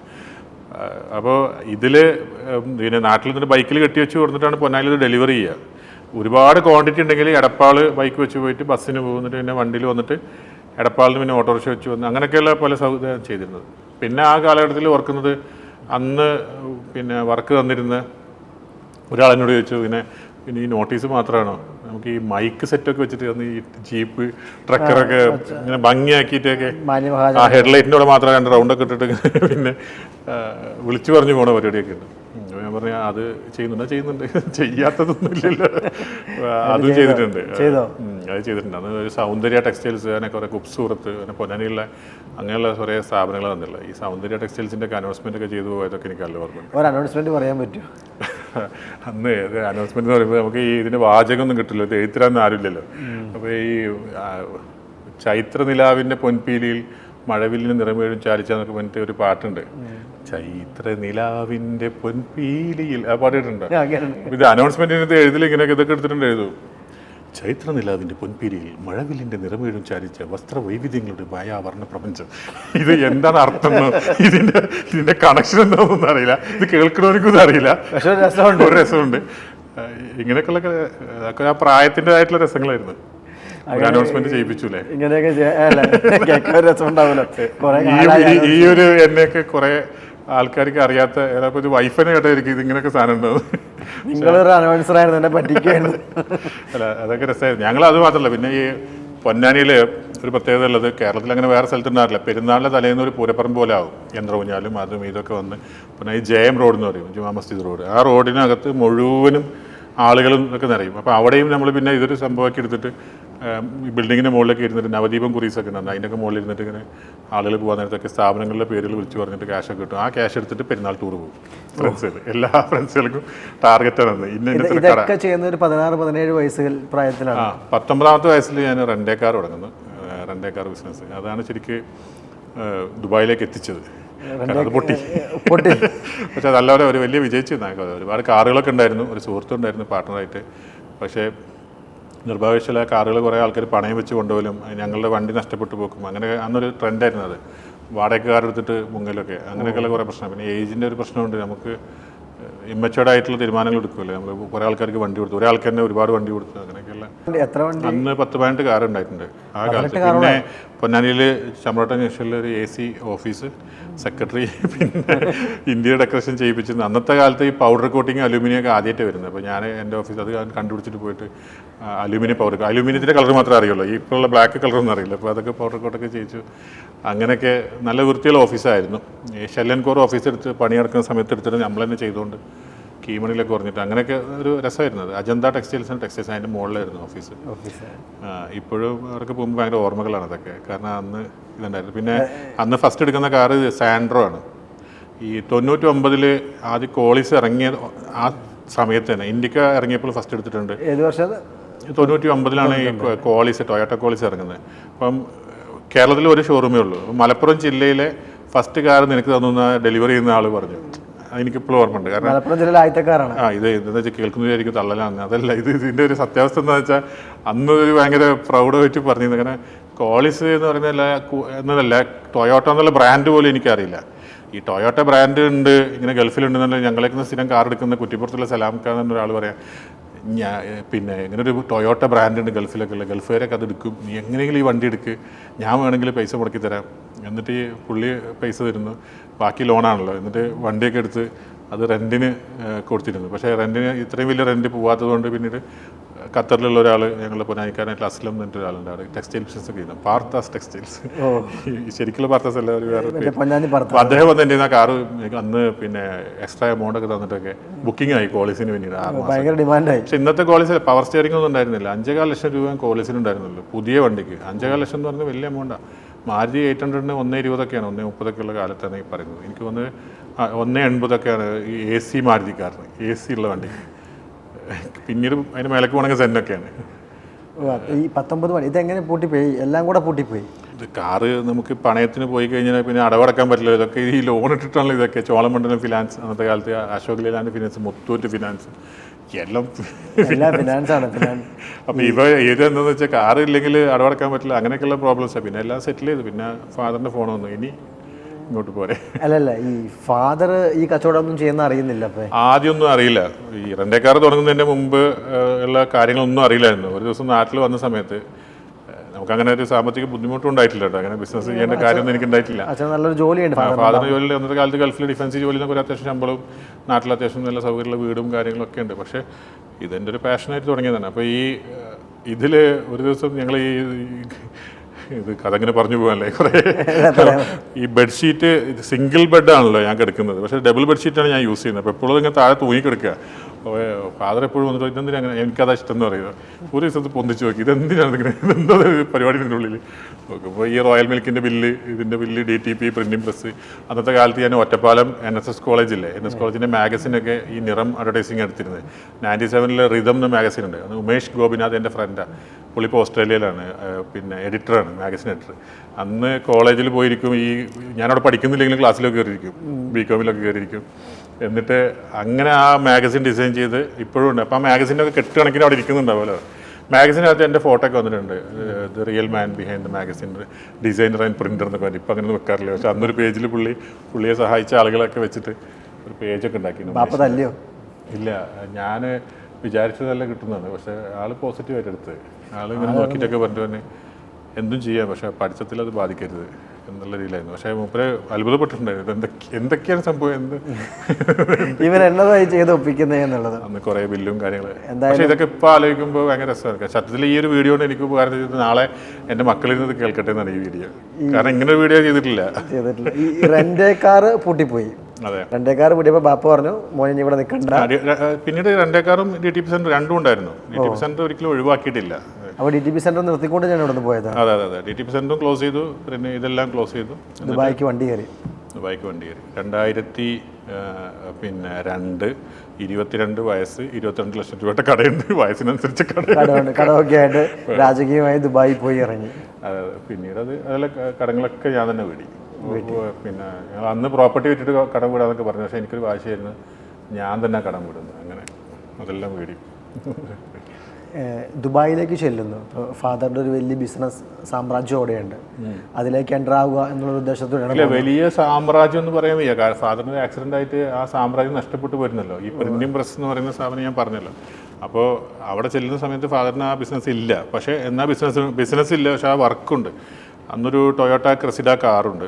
ആ കാറിൽ ഫാദർ ഈ പ്രിൻറ്റിങ്ങിൻ്റെ വർക്ക് വരുമല്ലോ, സ്വാഭാവികമായിട്ട് കോൺടാക്ട് ചെയ്യും ആളുകൾ. ഫാദറിൻ്റെ നമ്പറിൽ വിളിക്കുമ്പോൾ ആ വർക്ക് പോയിട്ട് എടുക്കും. അതിൽ ഗവൺമെൻറ് വർക്കുണ്ട്, പബ്ലിക്കിൻ്റെ കുറേ ആൾക്കാരുടെ വർക്കുണ്ട്. എന്നിട്ട് ഒരു പ്രിൻറ്റിംഗ് പ്രസ്സിലേക്ക് പോകും. അപ്പോൾ ഫാദറിന് അറിയുന്ന ഞാൻ ഒരു റെൻ്റേക്കാരൻ നടത്തി പൊളിഞ്ഞു വന്ന ഒരാളാണ്. ഈ DTPയോ പ്രസ്സോ ഒന്നും അദ്ദേഹത്തിന് അറിയില്ല. ഞാനത് പറയാനും പോയിട്ടില്ല, കാരണം ഞങ്ങൾക്ക് പ്രിൻറ്റിംഗ് പ്രസ്സൊന്നും ഇല്ല, സങ്കടമാവണ്ടെന്ന് കരുതിയിട്ട്. അപ്പോൾ ഈ എക്സൽ എന്ന് പറഞ്ഞൊരു പ്രിൻറ്റിംഗ് പ്രസ് ഉണ്ട്, ഞങ്ങൾ അച്ചായെന്ന് വിളിക്കുന്ന എക്സൽ. അപ്പോൾ അവിടെ പോയിട്ട് പ്രിൻ്റ് ചെയ്ത് ആളുകൾക്ക് ഡെലിവർ ചെയ്ത് കൊടുക്കും. ഇതാണ് ഞങ്ങളുടെ വരുമാന മാർഗം അന്നത്തെ. അപ്പോൾ അന്ന് വർക്ക് കിട്ടുമായിരുന്നു. അപ്പോൾ ഈ സമയത്ത് ഫാദർ എന്നോട് ഇങ്ങനെ അച്ചായൻ പറഞ്ഞു, നിങ്ങൾക്കൊരു പ്രിൻറ്റിംഗ് പ്രസ് തുടങ്ങിക്കൂടെ, വീണ്ടും തുടങ്ങിക്കൂടെ എന്ന് ചോദിച്ചപ്പോൾ ഫാദർ പറഞ്ഞു, മോനിപ്പോൾ അതിലൊന്നും വലിയ ഇൻട്രസ്റ്റ് ഉണ്ടാവില്ല. അപ്പോൾ അദ്ദേഹത്തോട് ഇദ്ദേഹം പറഞ്ഞ പോലെ, നിങ്ങൾക്ക് എന്താ പറയുക, അവന് പ്ലേറ്റ് മേക്കിംഗ് അറിയാം, അവന് ഇതറിയാം, അവൻ ഡിസൈൻ ചെയ്യുന്നുണ്ട്, ഡിസൈനറുടെ കൂടെ ഇരുന്നിട്ട് അവൻ തന്നെയാണ് നിങ്ങളുടെ വർക്ക് വന്നാൽ അവൻ ഒറ്റയ്ക്ക് ഇരുന്നിട്ട് അവിടെ ഡിസൈൻ ചെയ്തിട്ടാണ്, അവൻ ചെയ്ത ഡിസൈനാണ് ഈ കാണുന്നത്. ഇത് അങ്ങനെ പറഞ്ഞപ്പോൾ പുള്ളിക്കാകെ സങ്കടമായി. അപ്പോൾ ഞാൻ പറഞ്ഞു, ഇങ്ങനെ ഇത് മാത്രമല്ല, ഇങ്ങനെ ഒരു സംഭവം കൂടി ഉണ്ടായിരുന്നു. അതിപ്പോൾ മോനെ നമുക്ക് എന്തെങ്കിലും പ്രോപ്പർട്ടി വിറ്റിട്ട് അത് കുഴപ്പമില്ല, നമുക്ക് പ്രിൻറ്റിംഗ് പ്രസ്സിനെ തുടങ്ങാമെന്നൊക്കെ പറഞ്ഞ് ഇരിക്കുന്ന സമയത്ത് ആണ് പിന്നെ ഈ സർവീസ് സെക്ടറിലേക്ക് വരുന്നത്. അല്ല ബാപ്പ, എനിക്കൊരു ചോദ്യമുണ്ട്. ബാപ്പ ഇത് അറിയുകയാണ്, മകൻ നമുക്കന്ന് ഞെട്ടിക്കണം എന്നൊരു ആഗ്രഹമുണ്ട്. ബാപ്പേനെ ഞെട്ടിക്കാൻ വേണ്ടിയാണ് നമ്മൾ പ്രസ് പഠിച്ചത്. ബാപ്പ ഇത് അറിയാണ്. കണ്ണീനൊക്കെ വെള്ളം വന്നിട്ടുണ്ടായിരുന്നു, ഭയങ്കര സങ്കടമായിട്ടുണ്ടായിരുന്നു. അത് ശരിക്ക് ഒരുപാട് തവണ റിപ്പീറ്റ് ചെയ്ത് പറഞ്ഞിട്ടുണ്ടായിരുന്നു, നീ ഇത് പഠിച്ചിട്ട് വന്നിട്ട് എനിക്കത് തരാൻ പറ്റിയില്ലല്ലോ എന്നുള്ളൊരു സങ്കടം ഉണ്ടായിരുന്നു എപ്പോഴും. അതിൻ്റെ വാശിക്കാണ് ആൾ പ്രോപ്പർട്ടി വിറ്റിട്ടായാലും വീണ്ടും പ്രിൻറ്റിംഗ് പ്രസ് തുടങ്ങാന്നുള്ള. റിയാസിനും വിഷമമായി. എനിക്ക് വിഷമം ഉണ്ടായിരുന്നു സ്വാഭാവികം. പക്ഷേ ഈ പറയുന്ന കടങ്ങളൊക്കെ തലയിലുണ്ടായതുകൊണ്ട് അതൊന്നും വലിയ വിഷമമായിരിക്കില്ല. കാരണം അത് അനുഭവിച്ചാലും അറിയുള്ളൂ. അപ്പുറത്ത് വേറെ നമ്മുടെ തലയിൽ വേറെ കാര്യങ്ങളുണ്ട്, അവരുടെ നാട്ടിലെ ഇത് തീർക്കേണ്ടതെന്നുള്ള സാധനങ്ങൾ. അപ്പോൾ എന്തായാലും കടം തീർക്കാൻ റിയാസിന് പ്രസിൻ്റെ പണി അറിയാം. അപ്പോൾ ഇനി സ്ഥലം വിട്ടിട്ട് പ്രസ് തുടങ്ങാൻ പോവുകയാണ് നിങ്ങൾ. അത് അങ്ങനെ തീരുമാനിച്ച് വെച്ചിരിക്കുന്ന സമയമാണ്. അപ്പോൾ എന്നെക്കൊണ്ട് ഞാൻ ആ സമയത്ത് ജോലിക്ക് പോട്ടെ എന്ന് ചോദിക്കുന്നുണ്ട്. അപ്പോൾ കുറേ തവണ നാട്ടിൽ നിന്നൊക്കെ പ്രഷർ വരുന്നുണ്ട്. ഉമ്മക്ക് പറയുന്നുണ്ട്, ഇന്ന് പണിക്ക് പോകാതെ അവിടെ നിൽക്കുന്നത്, അപ്പൻ്റെ ആ പണിയിൽ വല്ല കാര്യമുണ്ടോ, നീ എന്തെങ്കിലും പണിക്ക് പോയിക്കൂടെ എന്നൊക്കെ ചോദിക്കുന്ന സമയത്ത് ഫാദർ ഒരു ദിവസം പറ്റും, ഇങ്ങനെ ഒരു പേപ്പറും കടലാസ് എടുക്കുക, നിനക്ക് എത്ര ലക്ഷം കുക്കാറുണ്ട്, ഇത് പണിയെടുത്തിട്ട് എത്ര രൂപയ്ക്ക് ശമ്പളം കിട്ടും, 2000 രൂപ 2500 എന്താ നിൻ്റെ പരിപാടി, എന്നിട്ട് എത്ര കൊല്ലെടുക്കുന്നു കണക്കൂട്ടി എനിക്കൊന്ന് പറഞ്ഞത് ഒരു കാൽക്കുലേറ്റർ എടുത്തിട്ട് ഈ നൂറ്റാണ്ടിലൊന്നും അതുകൊണ്ട് മിണ്ടാണ്ടിരിക്കുക. അവിടെ നാട്ടിൽ നിന്ന് പെണ്ണുങ്ങൾ പലതും പറയും, നമുക്ക് എന്തെങ്കിലും ചെയ്യാം, അത് അവർ പറയുന്നത് കേൾക്കണ്ടാവും. ലോകം കണ്ട ആളാണ് അദ്ദേഹം, ലോകം കണ്ട ആളാണ്. അപ്പോൾ ആൾ പറയുന്നത് ആ പ്രഷർ കേട്ടാൽ ഇതിൽ കൂടെ കേൾക്കുക, അതിൽ കൂടെ വിടുക. നാട്ടിൽ കാരണം ആളുകൾ പറയുമല്ലോ, അവിടെ കടങ്ങളുള്ളത് എന്നിട്ട് അവൻ വെറുതെ തേരാപ്പരടക്കം അവിടെ പണിക്കൊന്നും പോകണം. അതാണല്ലോ അവരെ പിക്ചർ. പക്ഷേ ആ സമയത്ത് ഈ പ്രിൻറ്റിംഗ് പ്രസ് പൂട്ടി. ഈ എക്സൽ എന്ന് പറയുന്ന പ്രിൻറ്റിംഗ് പ്രസ് ക്ലോസ് ചെയ്തു ഏകദേശം. അതിൽ നിന്നുള്ള 3 പേര്. ഈ പ്രിൻറ്റിംഗ് പ്രസ്സിൻ്റെ ഒരു പ്രശ്നം എന്ന് പറഞ്ഞാൽ ആ കാലഘട്ടത്തിൽ കടം പോകുമായിരുന്നു, നന്നായിട്ട് കടം പോകും. പിന്നെ പേയ്മെൻറ്റ് കിട്ടിയില്ലെങ്കിലുള്ള പ്രശ്നങ്ങൾ, പിന്നെ അദ്ദേഹത്തിന് എന്തോ ആരോഗ്യപരമായ കാര്യങ്ങൾ കൊണ്ടൊക്കെയാണ് അദ്ദേഹം ആ പ്രിൻറ്റിംഗ് പ്രസ് ഒഴിവാക്കുന്നത്. അപ്പോൾ അവിടെ നിന്നുള്ള ഒഴിവാക്കുന്നതിന് കുറച്ച് മുമ്പാണ് ഈ അവിടെ നിന്നുള്ള 3 ആൾക്കാർ വരികയാണ്. ബോബി, പിന്നെ അതുപോലെ സണ്ണി, ബിജു, ഇവർ വന്നിട്ട് പറയാം, ഒരു ബിജോയ് അദ്ദേഹമൊക്കെ വന്നിട്ട് പറഞ്ഞു, ഫാദറിനോട് ഒരു പ്രിൻറ്റിംഗ് പ്രസ്സിൻ്റെ ലൈസൻസ് വേണം, അതെടുത്തു തരുമെന്ന് ചോദിച്ചു. അപ്പോൾ കാരണം അന്ന് ഈ മീഡിയ കൗൺസിലാണ് ഇപ്പം ലൈസൻസ് കൊടുക്കുന്നത്, ഞങ്ങളൊക്കെ ക്ലയൻസുകൾക്ക് എടുത്തു കൊടുക്കുന്നത് മീഡിയ കൗൺസിൽ ലൈസൻസാണ്. അന്ന് മിനിസ്ട്രി ഓഫ് ഇൻഫർമേഷനാണ്. അപ്പോൾ ഈ ministry of information printing press എന്ന് പറഞ്ഞ ലൈസൻസ് സ്റ്റോപ്പ് ചെയ്തു, കൊടുക്കുന്നില്ല. അപ്പം അവിടെ നിന്ന് എക്സ്റ്റേണൽ അപ്രൂവൽ എടുത്തെങ്കിൽ മാത്രമേ എന്ത് ചെയ്യാൻ പറ്റുള്ളൂ, നമുക്കിവിടെ ലൈസൻസ് ഉണ്ടാക്കാൻ സാധിക്കുള്ളൂ. അപ്പം ഞങ്ങളെ കാണാൻ വന്നത് ഫാദറിൻ്റെ ഈ റൂളിംഗ് ഫാമിലി മെമ്പേഴ്സ് ഷെയ്ഖുമാരായിട്ടുള്ള ബന്ധം കൊണ്ടാണ്. അപ്പോൾ ഞാൻ ഫാദറിനോട് പറഞ്ഞു, നമ്മളൊരിക്കലും ഒരാൾ മരിച്ചിട്ടൊരു വീട്ടിൽ പോയില്ല, അവിടെ ഷെയ്ഖില്ലേ, ആളെ ഒന്ന് നമുക്ക് കണക്ട് ചെയ്തുവിടെന്ന് ചോദിച്ചു. അങ്ങനെ കണക്ട് ചെയ്തു. അങ്ങനെ അവർ അന്ന് ദിവാനമിരി എന്ന് പറയുന്നത് നമ്മൾ റൂളേഴ്സ് കോട്ട് ഇന്ന് പറയുന്നത് റൂളേഴ്സ് കോട്ടിൽ പോയിട്ട് ഷെയ്ഖുമാർക്ക് സ്പെഷ്യൽ പെർമിഷൻ കിട്ടും. ആ പെർമിഷൻ എടുത്ത് പുള്ളി ലൈസൻസ് ഉണ്ടാക്കി കൊടുത്തു. അറേബ്യൻ പ്രിന്റിംഗ് പ്രസ് എന്നാണ്, അറേബ്യൻ പ്രിന്റിംഗ് പ്രസ് ആണ് ആ സ്ഥാപനത്തിൻ്റെ പേര്. ഇന്നും പാടുള്ള പരിപാടിയാണ്. അപ്പോൾ ആ പാടുള്ള പരിപാടി കഴിഞ്ഞപ്പോഴേ ഇവരെന്ത് ചെയ്തു വെച്ചാൽ, അന്ന് ഇതൊക്കെ കഴിഞ്ഞ് സന്തോഷത്തിന് എൻ്റെ കയ്യിൽ അന്ന് 3000 ദിർഹംസ് വന്നു. 3000 ദിർഹംസ് ആ കാലത്ത് വന്നിട്ടുണ്ട്. അപ്പോൾ 3000 ദിർഹംസ് വന്നിട്ട് പോക്കറ്റിട്ട് വന്നു. അപ്പോൾ എന്നോട് പറഞ്ഞാൽ ഫാദറിന് കൊടുത്താൽ വാങ്ങിക്കില്ലെന്ന് നമുക്കറിയാം, നീ അത് എങ്ങനെയും പറഞ്ഞ് കൺവിൻസ് ചെയ്യണം എന്ന് പറഞ്ഞ് എൻ്റെ പോക്കറ്റിട്ട് പോയി. അപ്പോൾ ഞാൻ ഫാദറിന് കാണിച്ചപ്പോൾ ഫാദർ പറഞ്ഞു, അത് വാങ്ങിച്ച മോശമായി, നമ്മളൊരാൾക്കൊരു സഹായം ചെയ്ത് കൊടുത്താൽ അതിന് കാശ് വാങ്ങാൻ പാടില്ല, അത് കാശ് വാങ്ങിച്ച് അത് തെറ്റായി പോയി എന്നല്ല, തിരിച്ചു കൊടുക്കണം, അത് വേണ്ട, അവർക്കൊരു സഹായം ചെയ്താൽ അവർ നന്നാവട്ടെ, നമുക്ക് വർക്കൊക്കെ കൊടുക്കാം. പക്ഷേ ഞാൻ അന്ന് രാത്രി പാപ്പാണ്ട് പറഞ്ഞു, നമുക്കിത് പ്രൊഫഷനാക്കിയാലോ എന്ന് ചോദിച്ചു. അതാണ് ഞാൻ ഈ ടൈപ്പ് സെൻറ്റർ ജോലി ചെയ്തിട്ടോ അല്ലെങ്കിൽ ബിസിനസ് സെറ്റപ്പ് കമ്പനിയിൽ ജോലി ചെയ്തിട്ടോ മറ്റൊരു സ്ഥാപനത്തിൽ ജോലി പഠിച്ചിട്ടൊന്നും തുടങ്ങിയതല്ല. ഞാൻ എൻ്റെതായ രീതിയിൽ ഫാദറൊപ്പം തുടങ്ങിയതാണിത്. അപ്പോൾ ഫാദർ പറഞ്ഞു, ഇതൊരു പ്രൊഫഷനാക്കി കൊണ്ടുപോകാൻ പറ്റുന്നൊരു സാധനം എനിക്ക് തോന്നില്ല, ഇത് നമുക്ക് പ്രിൻറ്റിംഗ് പ്രസ് തുടങ്ങാം, ഇതൊരു പ്രൊഫഷനാക്കണം. ഞാൻ നമുക്ക് പരീക്ഷിച്ച് വെക്കാമെന്ന് പറഞ്ഞു. അപ്പം അന്ന് 2 തരത്തിലാണ് നമ്മൾ വിജയിച്ചത്. ഒന്ന്, ഞാൻ ഈ ടൈപ്പിംഗ് സെൻറ്ററുകളിലൊക്കെ ഷാർജയിൽ ഇങ്ങനെ നടക്കാൻ തുടങ്ങി. എന്നിട്ട് ഈ സ്പോൺസർ വേണോ പവർഫുൾ ആളുടെ തന്നെ ആരും പരിഗണിച്ചില്ല. പക്ഷെ അന്ന് അൽനീൽ ടൈപ്പിംഗ് എന്ന് പറയുന്ന ഒരു ഷാർജ ഇമിഗ്രേഷൻ അടുത്ത് ടൈപ്പിംഗ് സെൻ്ററാണ്. ഇപ്പം അവിടെ ലത്തീഫ് എന്നെ ആളുണ്ട്. ഈ ലത്തീഫിന് ഇപ്പോൾ അൽബയ എന്നൊരു ടൈപ്പിംഗ് സെൻ്ററാണ് ഷാർജയിൽ. ഈ ലത്തീഫ് അൽനീൽ ടൈപ്പിംഗ് സെൻ്ററിൽ നിന്ന് എന്നോട് പറഞ്ഞു, നിങ്ങളുടെ സ്പോൺസർക്ക് ഒരു 100 വിസ പാസ്സാക്കി തരാൻ പറ്റുമോ എന്ന് ചോദിച്ചു. 100 വലിയ നമ്പറാണ്. ഞാൻ വിളിച്ചു, അദ്ദേഹം പറഞ്ഞു, ഫാദറിനെ കൊണ്ട് വിളിപ്പിച്ചു. പറഞ്ഞു, കുഴപ്പമില്ല, മാഫി മുഷ്കിൽ. ആ കാലത്ത് ഈ മിനിസ്റ്റർ ഓഫ് ലേബറിൻ്റെ ഓഫീസിൽ പോയിട്ട് വക്കീൽ ബസാറെന്ന് പറയാം, അണ്ടർ സെക്രട്ടറി ഒപ്പിട്ട് കൊടുത്താൽ കിട്ടുന്ന ഈ സാധനം, ഷെയ്ഖുമാരല്ല, അവർ പോയി അത് എടുത്തു കൊടുത്തു. അതൊരു വലിയ ഇതായിരുന്നു. ആദ്യത്തെ കസ്റ്റമർ അറിയാതെ വന്നതാണെങ്കിൽ രണ്ടാമത്തെ കസ്റ്റമർ തേടി വരികയായിരുന്നു. അതെ, അപ്പോൾ വന്നു. പക്ഷേ ഈ വിസ പാസ്സാക്കാൻ പറഞ്ഞാൽ അന്നത്തെ കാലത്ത് ലേബർ സപ്ലൈ എന്ന് പറഞ്ഞാൽ കത്തി നിൽക്കുന്ന കാര്യമാണ്. ലേബർ സപ്ലൈക്കാരാണ് ഇത് വരുന്നത്. അപ്പോൾ ലേബർ സപ്ലൈക്കാരുടെ ഒരു കണ്ണിലുണ്ണിയായി ഞങ്ങൾ പിന്നീട് കടങ്ങൾ വിടുന്നു, പിന്നെ വണ്ടി എടുക്കുന്നു, ലാൻഡ് ക്രൂസർ എടുക്കുന്നു, നാട്ടിൽ ഇന്നോവ കാർ എടുക്കുന്നു, ഇങ്ങനെ മാറ്റങ്ങൾ വന്നു. പെങ്ങന്മാരുടെ കല്യാണം നടത്തുന്നു, കയറിപ്പോയി, എല്ലാവർക്കും 100 പവൻ സ്വർണ്ണമൊക്കെ വാങ്ങിച്ചിട്ട് പെങ്ങളെ കല്യാണം നടത്തുന്നു. അങ്ങനെ ഒരു മാറ്റം വന്നു. അത് അതേസമയം തന്നെയാണ് ഗൾഫ് ന്യൂസാണ്, ഖലീജ് ടൈംസാണ് ന്യൂസ് പേപ്പർ. അതാണ് ഓർഗാനിക് ഗ്രോത്ത്. ശരിക്കും പറഞ്ഞാൽ ഇപ്പോഴത്തെ പുതിയ ജനറേഷനിലുള്ളവർക്ക് അത് അങ്ങനെ ചിന്തിക്കാൻ പറ്റില്ല, കുറേ കാലം എടുത്തിട്ടൊക്കെ വളർന്നു വരാനാണ്. കാരണം ഈ ന്യൂസ് പേപ്പറിനകത്ത് ക്ലാസിഫൈഡ്സിൽ ലൈനേജ് അഡ്വർടൈസ്മെൻറ്റ് കൊടുക്കുന്നു. ചെറിയ 2 line, powerful ruling family sponsor available for any business എന്നൊക്കെ പറഞ്ഞിട്ട് ഫാദറിൻ്റെ മൊബൈൽ നമ്പറാണ് കൊടുത്തിരുന്നത്. അപ്പോൾ എന്നിട്ട് അതിലേക്ക് ഫാദർ വീട്ടിലിരിക്കുകയാണല്ലോ, അപ്പോൾ ഫാദറിന് കോൾ വന്ന ഫാദർ സംസാരിക്കും. എന്നിട്ട് ഞങ്ങൾ താമസിച്ചിടത്ത് റാഡിസൺ ഹോട്ടലുണ്ട് ഷാർജയിൽ, അതിൻ്റെ ലോബിയിൽ പോയിരുന്നിട്ട് മീറ്റിംഗ് നടത്തും. ഷെയ്ക്ക് വരാണെങ്കിൽ ഞങ്ങൾ മീറ്റിംഗ് റൂം വാടകയ്ക്ക് എടുക്കും, അവിടെ പെർ അവർ ബേസിസിൽ കിട്ടൂലേ, എന്നിട്ട് മീറ്റിംഗ് ആക്കും. അങ്ങനെ ആണ് ഇത് തുടങ്ങുന്നത് ഫ്രീലാൻസ് ആയിട്ട്. പിന്നീട് ഞങ്ങൾക്ക് ഒരു ഷാർജയിലൊരു ഈ അറബികളുടെ കന്തൂറിൻ്റെ മുകളിൽ ഇരുന്ന് ബിഷ്ട് എന്നൊരു സാധനം, അത് വിൽക്കുന്ന ഷോപ്പുണ്ട്, അതിൻ്റെ അകത്ത് ഒരു ഓഫീസ് കിട്ടി, അതിനകത്ത് ഒരു ഓഫീസ് തുടങ്ങി. പിന്നീട് ആ സ്ഥാപനത്തിന് പേരിട്ടു സാംകോ. അതായത് ഈ ലൈനേജ് അഡ്വർടൈസ്മെൻറ്റ് പിന്നീട് അത് സെമിക്കോളം കളറായി, കളർ വ്യാസ്തി ഗൾഫ് ന്യൂസിൻ്റെ ഫ്രണ്ട് പേജിലേക്ക് എത്തി. നമ്മൾ ഫ്രണ്ട് പേജ് വെച്ചിട്ട് ക്ലാസിഫൈഡ്സിൻ്റെ ഫ്രണ്ട് പേജ്, അത് അത്ര എളുപ്പമല്ല. ഒരു ദിവസത്തിന് 1500 ദിർഹംസാണ് പെർ ഡേ, വലിയ ചാർജാണ്. പിന്നെ നമ്മൾ കമ്മിറ്റ് ചെയ്യണം ഒരു വർഷത്തേക്ക് ഇത്ര ദിവസം എന്നൊക്കെ. അപ്പോൾ ആ റേഞ്ചിലേക്ക് എത്തണമെങ്കിൽ നമുക്ക് അത്രയും വരുമാനമായി എന്നുള്ള അതാണ്. അപ്പോൾ അത് അങ്ങനെ എത്തുകയും പിന്നെ നമ്മളൊരു സാംകോ, ഷെയ്ഖ് അബ്ദുള്ള മാനേജ്മെൻറ്റ് കൺസൾട്ടൻസി, അതാണ് ശരി കിൽട്ടൺ എന്നുള്ളതല്ല ഫസ്റ്റ് ഇട്ട പേര്. കിൽട്ടൺ ആക്ച്വലി ഞാൻ പിന്നീട് ദുബായിലേക്ക് വരുന്ന സമയത്താണ് ഈ ഷെയ്ഖ് അബ്ദുള്ള എന്നുള്ള പേര് മാറ്റിയിട്ട് ഒരു ബ്രാൻഡ് വേണമെന്നുള്ള തോന്നൽ വരികയും ഞാൻ ആ സമയത്ത് ലണ്ടനിൽ യാത്രയിൽ പോയ സമയത്ത് എൻ്റെ സുഹൃത്ത് ഐസക് ജോൺ എന്നാണ്, അദ്ദേഹം പറഞ്ഞു, ഞാൻ പല പേരുകൾ ഇങ്ങനെ കൊടുത്തു, കുറേ പേരുകൾ ഇങ്ങനെ. അപ്പോൾ നിൻ്റെ ഒരു ഫേസ്ബുക്കിലൊരു പേര് കാണാമല്ലോ. അപ്പോൾ ഈ ഓർക്കുത്തക്കന്മാർ ഫേസ്ബുക്ക് സജീവമായ സമയം പിന്നെ കിൽട്ടൺ, അതെന്താ, ഞാൻ പിന്നെ ഫാമിലി അത് ഇട്, നല്ല യുണീക്ക് പേരാണെന്ന് പറഞ്ഞു. അങ്ങനെയാണ് അദ്ദേഹം പറഞ്ഞുകൊണ്ടാണ് ഞാൻ ആ പേരിട്ടത്, കിൽട്ടൺസ് എന്നുള്ള ബ്രാൻഡ് നെയിം. അങ്ങനെയാണ് കിൽട്ടൺസിൻ്റെ പിറവി. ദുബായിലേക്ക് വരുമ്പോൾ കിൽട്ടൺസ് ആവും. അതിനു മുമ്പൊക്കെ സാംകോ ആണ്, ഷെയ്ഖ് അബ്ദുള്ള മാനേജ്മെൻറ്റ് കൺസൾട്ടൻസി. ബാപ്പയും മകനും തമ്മിലുള്ള സംസാരം ഭയങ്കര രസകരമായൊരു സംസാരമാണ്. ഞങ്ങൾ നല്ല സുഹൃത്തുക്കൾ പോലെയായിരുന്നു. അതേസമയം നല്ല ദേഷ്യം പിടിച്ച ദേഷ്യമാണ്. എക്സ്ട്രീം ലെവലിൽ സ്നേഹിക്കും, എക്സ്ട്രീം ലെവലിൽ ദേഷ്യം പിടിക്കും. അതേസമയം സിനിമയ്ക്ക് ഒരുമിച്ച് പോകും. ഇപ്പോൾ നാനാ പട്ടക്കര പടം വന്ന റിലീസിന് വിളിക്കുക കാണണം. ആൾ ഞങ്ങൾ ഒരുമിച്ച് തന്നെ ഭക്ഷണം കഴിക്കാൻ നല്ല ഭക്ഷണപ്രിയനായിരുന്നു. കയറാത്ത റെസ്റ്റോറൻറ്റുകളില്ല, പോകുന്നില്ല. ഈ ആകസ്മികമായിട്ട് ഈ ഒരു കച്ചവടത്തിലേക്ക് വരുന്നത്. അതെ. അപ്പോൾ ഫാദർ എന്ത് പറഞ്ഞു അവസാനം? അല്ല, അതെന്തറിയോ, ഈ പ്രിന്റിംഗ് പ്രസ് പോലെ കടം പോകുന്നില്ല, നമുക്ക് ഒരുപാട് ഇൻവെസ്റ്റ്മെന്റ് ഇല്ല, സർവീസ് സെക്ടറാണ്, അതിനേക്കാൾ വരുമാനം ഇതിൽ കിട്ടുമ്പോൾ പിന്നെ എന്തിനാ നമ്മൾ വെറുതെ ഈ റിസ്ക് എടുത്തിട്ട് വലിയൊരു ഹ്യൂജ് ഇൻവെസ്റ്റ്മെന്റ്. വാപ്പയും അത് വേണ്ടെന്ന് തന്നെ. അപ്പോൾ ഞാൻ പറഞ്ഞു ഇതിനകത്ത് നമുക്ക് എക്സ്പാൻഷൻസ് കൊണ്ടുവരാന്നുള്ള അർത്ഥത്തിലാണ് അന്ന് അങ്ങനെ. ഇന്ന് എന്തൊക്കെയാണ് കിൽട്ടൺ നൽകുന്നത്? കാരണം ഇതുവരെ വന്നത് വിസ കൊടുക്കുന്ന കാര്യങ്ങളൊക്കെയാണ് പറഞ്ഞത്. ഇന്ന് പക്ഷേ നമ്മൾ റിയാസ് ഭായിനെ അറിയുന്നത് അങ്ങനെയല്ല. ഇവിടെ നിന്ന് വരുന്ന ആൾക്കാർക്ക് എന്ത് ചെയ്യണം, എങ്ങനെ പോകണം, എങ്ങോട്ട് പോകണം എന്ന മാർഗനിർദ്ദേശം നൽകുന്ന ഒരാളാണ്.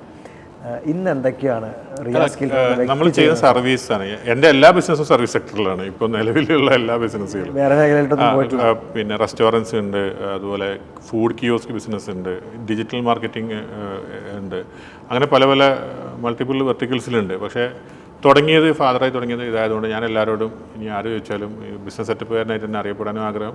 ബിസിനസ് സെറ്റപ്പുകാരനായിട്ട് അതിൽ യാതൊരു ബുദ്ധിമുട്ടുമില്ല. ബിസിനസ് സെറ്റപ്പാണ് നമ്മുടെ കോർ ബിസിനസ്.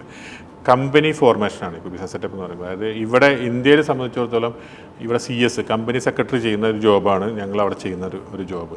അതായത് ഒരു ആൾക്കൊരു ബിസിനസ് സ്റ്റാർട്ട് ചെയ്യാൻ ആഗ്രഹിക്കുന്നുണ്ടെങ്കിൽ അയാൾക്കുള്ള കൃത്യമായ ഗൈഡൻസ് കൊടുക്കുകയും അത് എവിടെ സ്റ്റാർട്ട് ചെയ്യണം എന്നുള്ളതും, എങ്ങനെ ആക്ടിവിറ്റി സെലക്ട് ചെയ്യണം, എത്ര ആക്ടിവിറ്റി വരെ ഒരു ലൈസൻസിൽ എടുക്കണം, ആ ലൈസൻസ് എടുക്കുക, ആക്ടിവിറ്റി വെക്കുമ്പോൾ ശ്രദ്ധിക്കേണ്ട കാര്യങ്ങൾ, പാർട്ട്നേഴ്സിനെ ആഡ് ചെയ്യുമ്പോൾ ശ്രദ്ധിക്കേണ്ട കാര്യങ്ങൾ, സിഗ്നേറ്ററി കൊണ്ടുവരുമ്പം, ഓതറൈസ്ഡ് സിഗ്നേറ്ററി കൊണ്ടുവരുമ്പോൾ, ഇതൊക്കെയാണ് നമ്മുടെ ഒരു ബിസിനസ് സെറ്റപ്പ് ചെയ്ത് കൊടുക്കുന്ന ഒരാൾ ചെയ്യുന്നത്.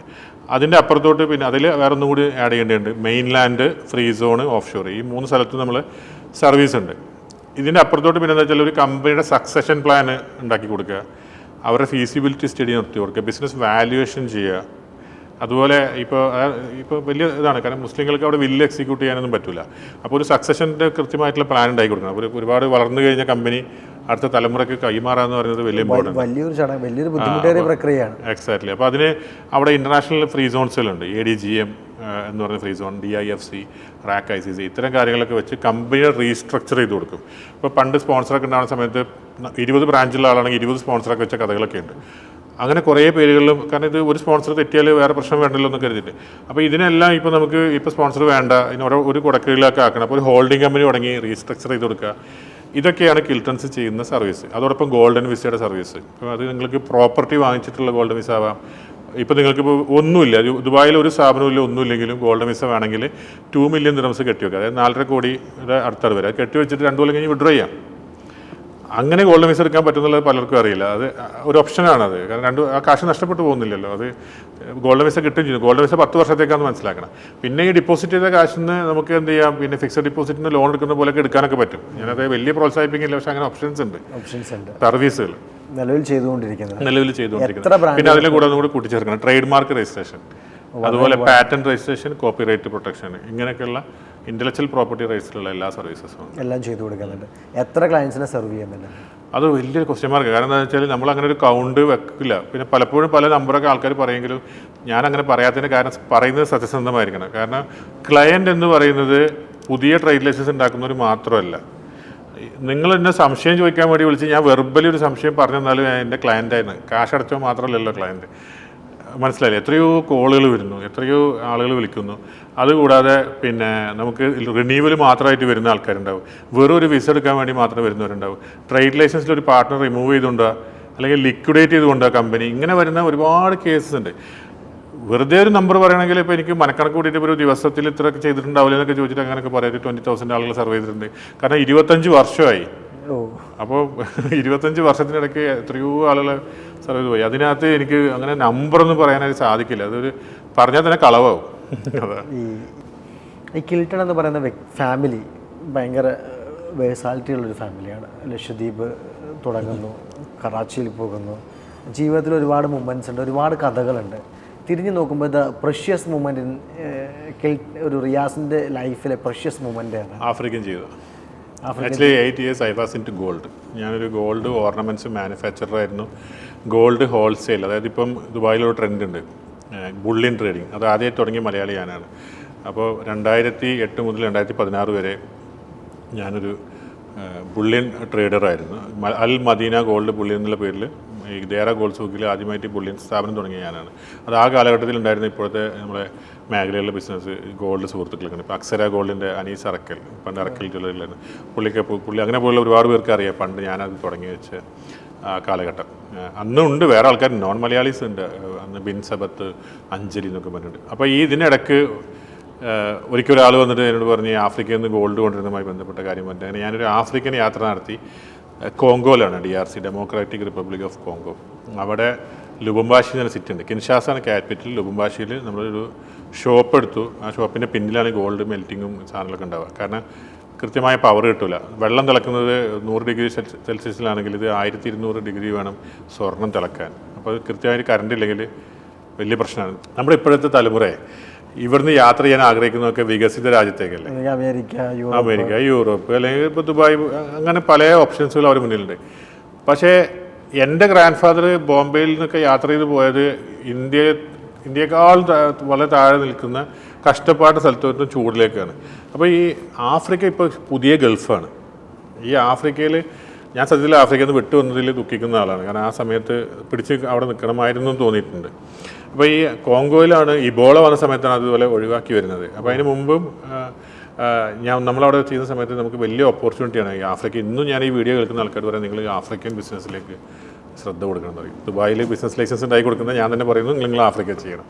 അപ്പോൾ അവിടെ പോയ ജീവിതം, കറണ്ട് ഇല്ലെങ്കിൽ നമ്മൾ ആൾക്കാർ ഇപ്പോഴും ഒരു അരമണിക്കൂർ കറണ്ട് പോയാൽ കുറ്റം പറയുന്നു. പവർ കട്ട് പോയാൽ 2-3 ദിവസമൊക്കെ സിറ്റിയിൽ കറണ്ട് ഇല്ലാതിരിക്കും. അപ്പോൾ നമ്മൾ വെള്ളം പിടിച്ചു വെക്കണം.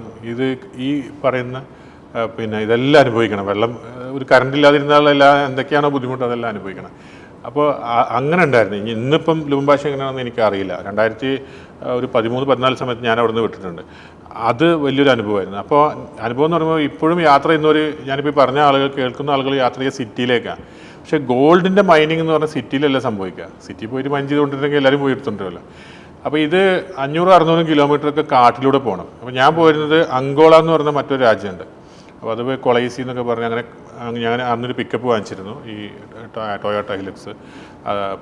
അപ്പോൾ ഡബിൾ ക്യാബിൻ. അപ്പോൾ അതിലെനിക്ക് സെക്യൂരിറ്റി ആൾക്കാരുണ്ടായിരുന്നു, ഒരു ആളെ വെച്ചിരുന്നു, ഗൺമാൻ. അതുപോലെ കുറേ സെക്യൂരിറ്റി നമ്മൾ എടുക്കുന്ന ആൾക്കാരെ. അതുപോലെ ട്രാൻസ്ലേറ്റർ ഉണ്ടായിരുന്നു, ഫ്രഞ്ച് ഭാഷയിൽ സംസാരിക്കുക, നമുക്കൊന്നും അറിയില്ല.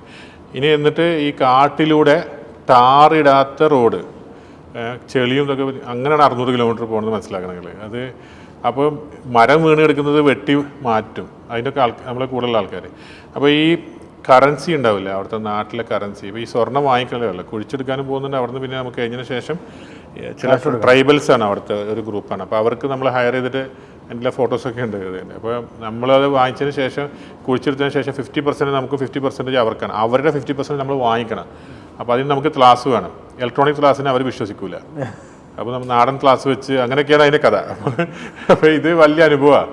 അപ്പോൾ ഈ യാത്രയിൽ ഭയങ്കര ഒരു ആഫ്രിക്കൻ ജേണി എനിക്ക് പറഞ്ഞറിയിക്കാൻ പറ്റില്ല. കാരണം ഫോണില്ല. വൈഫിനോട് പറയുന്നത് 10 ദിവസത്തേക്ക് ഇനി എന്നെ കോൺടാക്റ്റിൽ ഉണ്ടാവില്ല, ഞാൻ പോവുകയാണ്. വാട്സപ്പും പറ്റുമെന്ന് അതൊക്കെ വിട്ടേക്ക്, ഇൻസ്റ്റാഗ്രാമൊക്കെ. ഫോണില്ല, കോൺടാക്റ്റേ ഇല്ല. അതിനൊക്കെ കുറേ കാലത്തിന് ശേഷം ഞാൻ തുറയ്യാന്ന് പറയുന്ന ഒരു സാറ്റലൈറ്റ് ഫോണൊക്കെ എടുക്കുന്നത്. പക്ഷേ അതിന് മുമ്പ് ഫോൺ ഉണ്ടാവില്ല. അപ്പോൾ ഈ ഭക്ഷണം എന്തെന്ന് ചോദിക്കണം.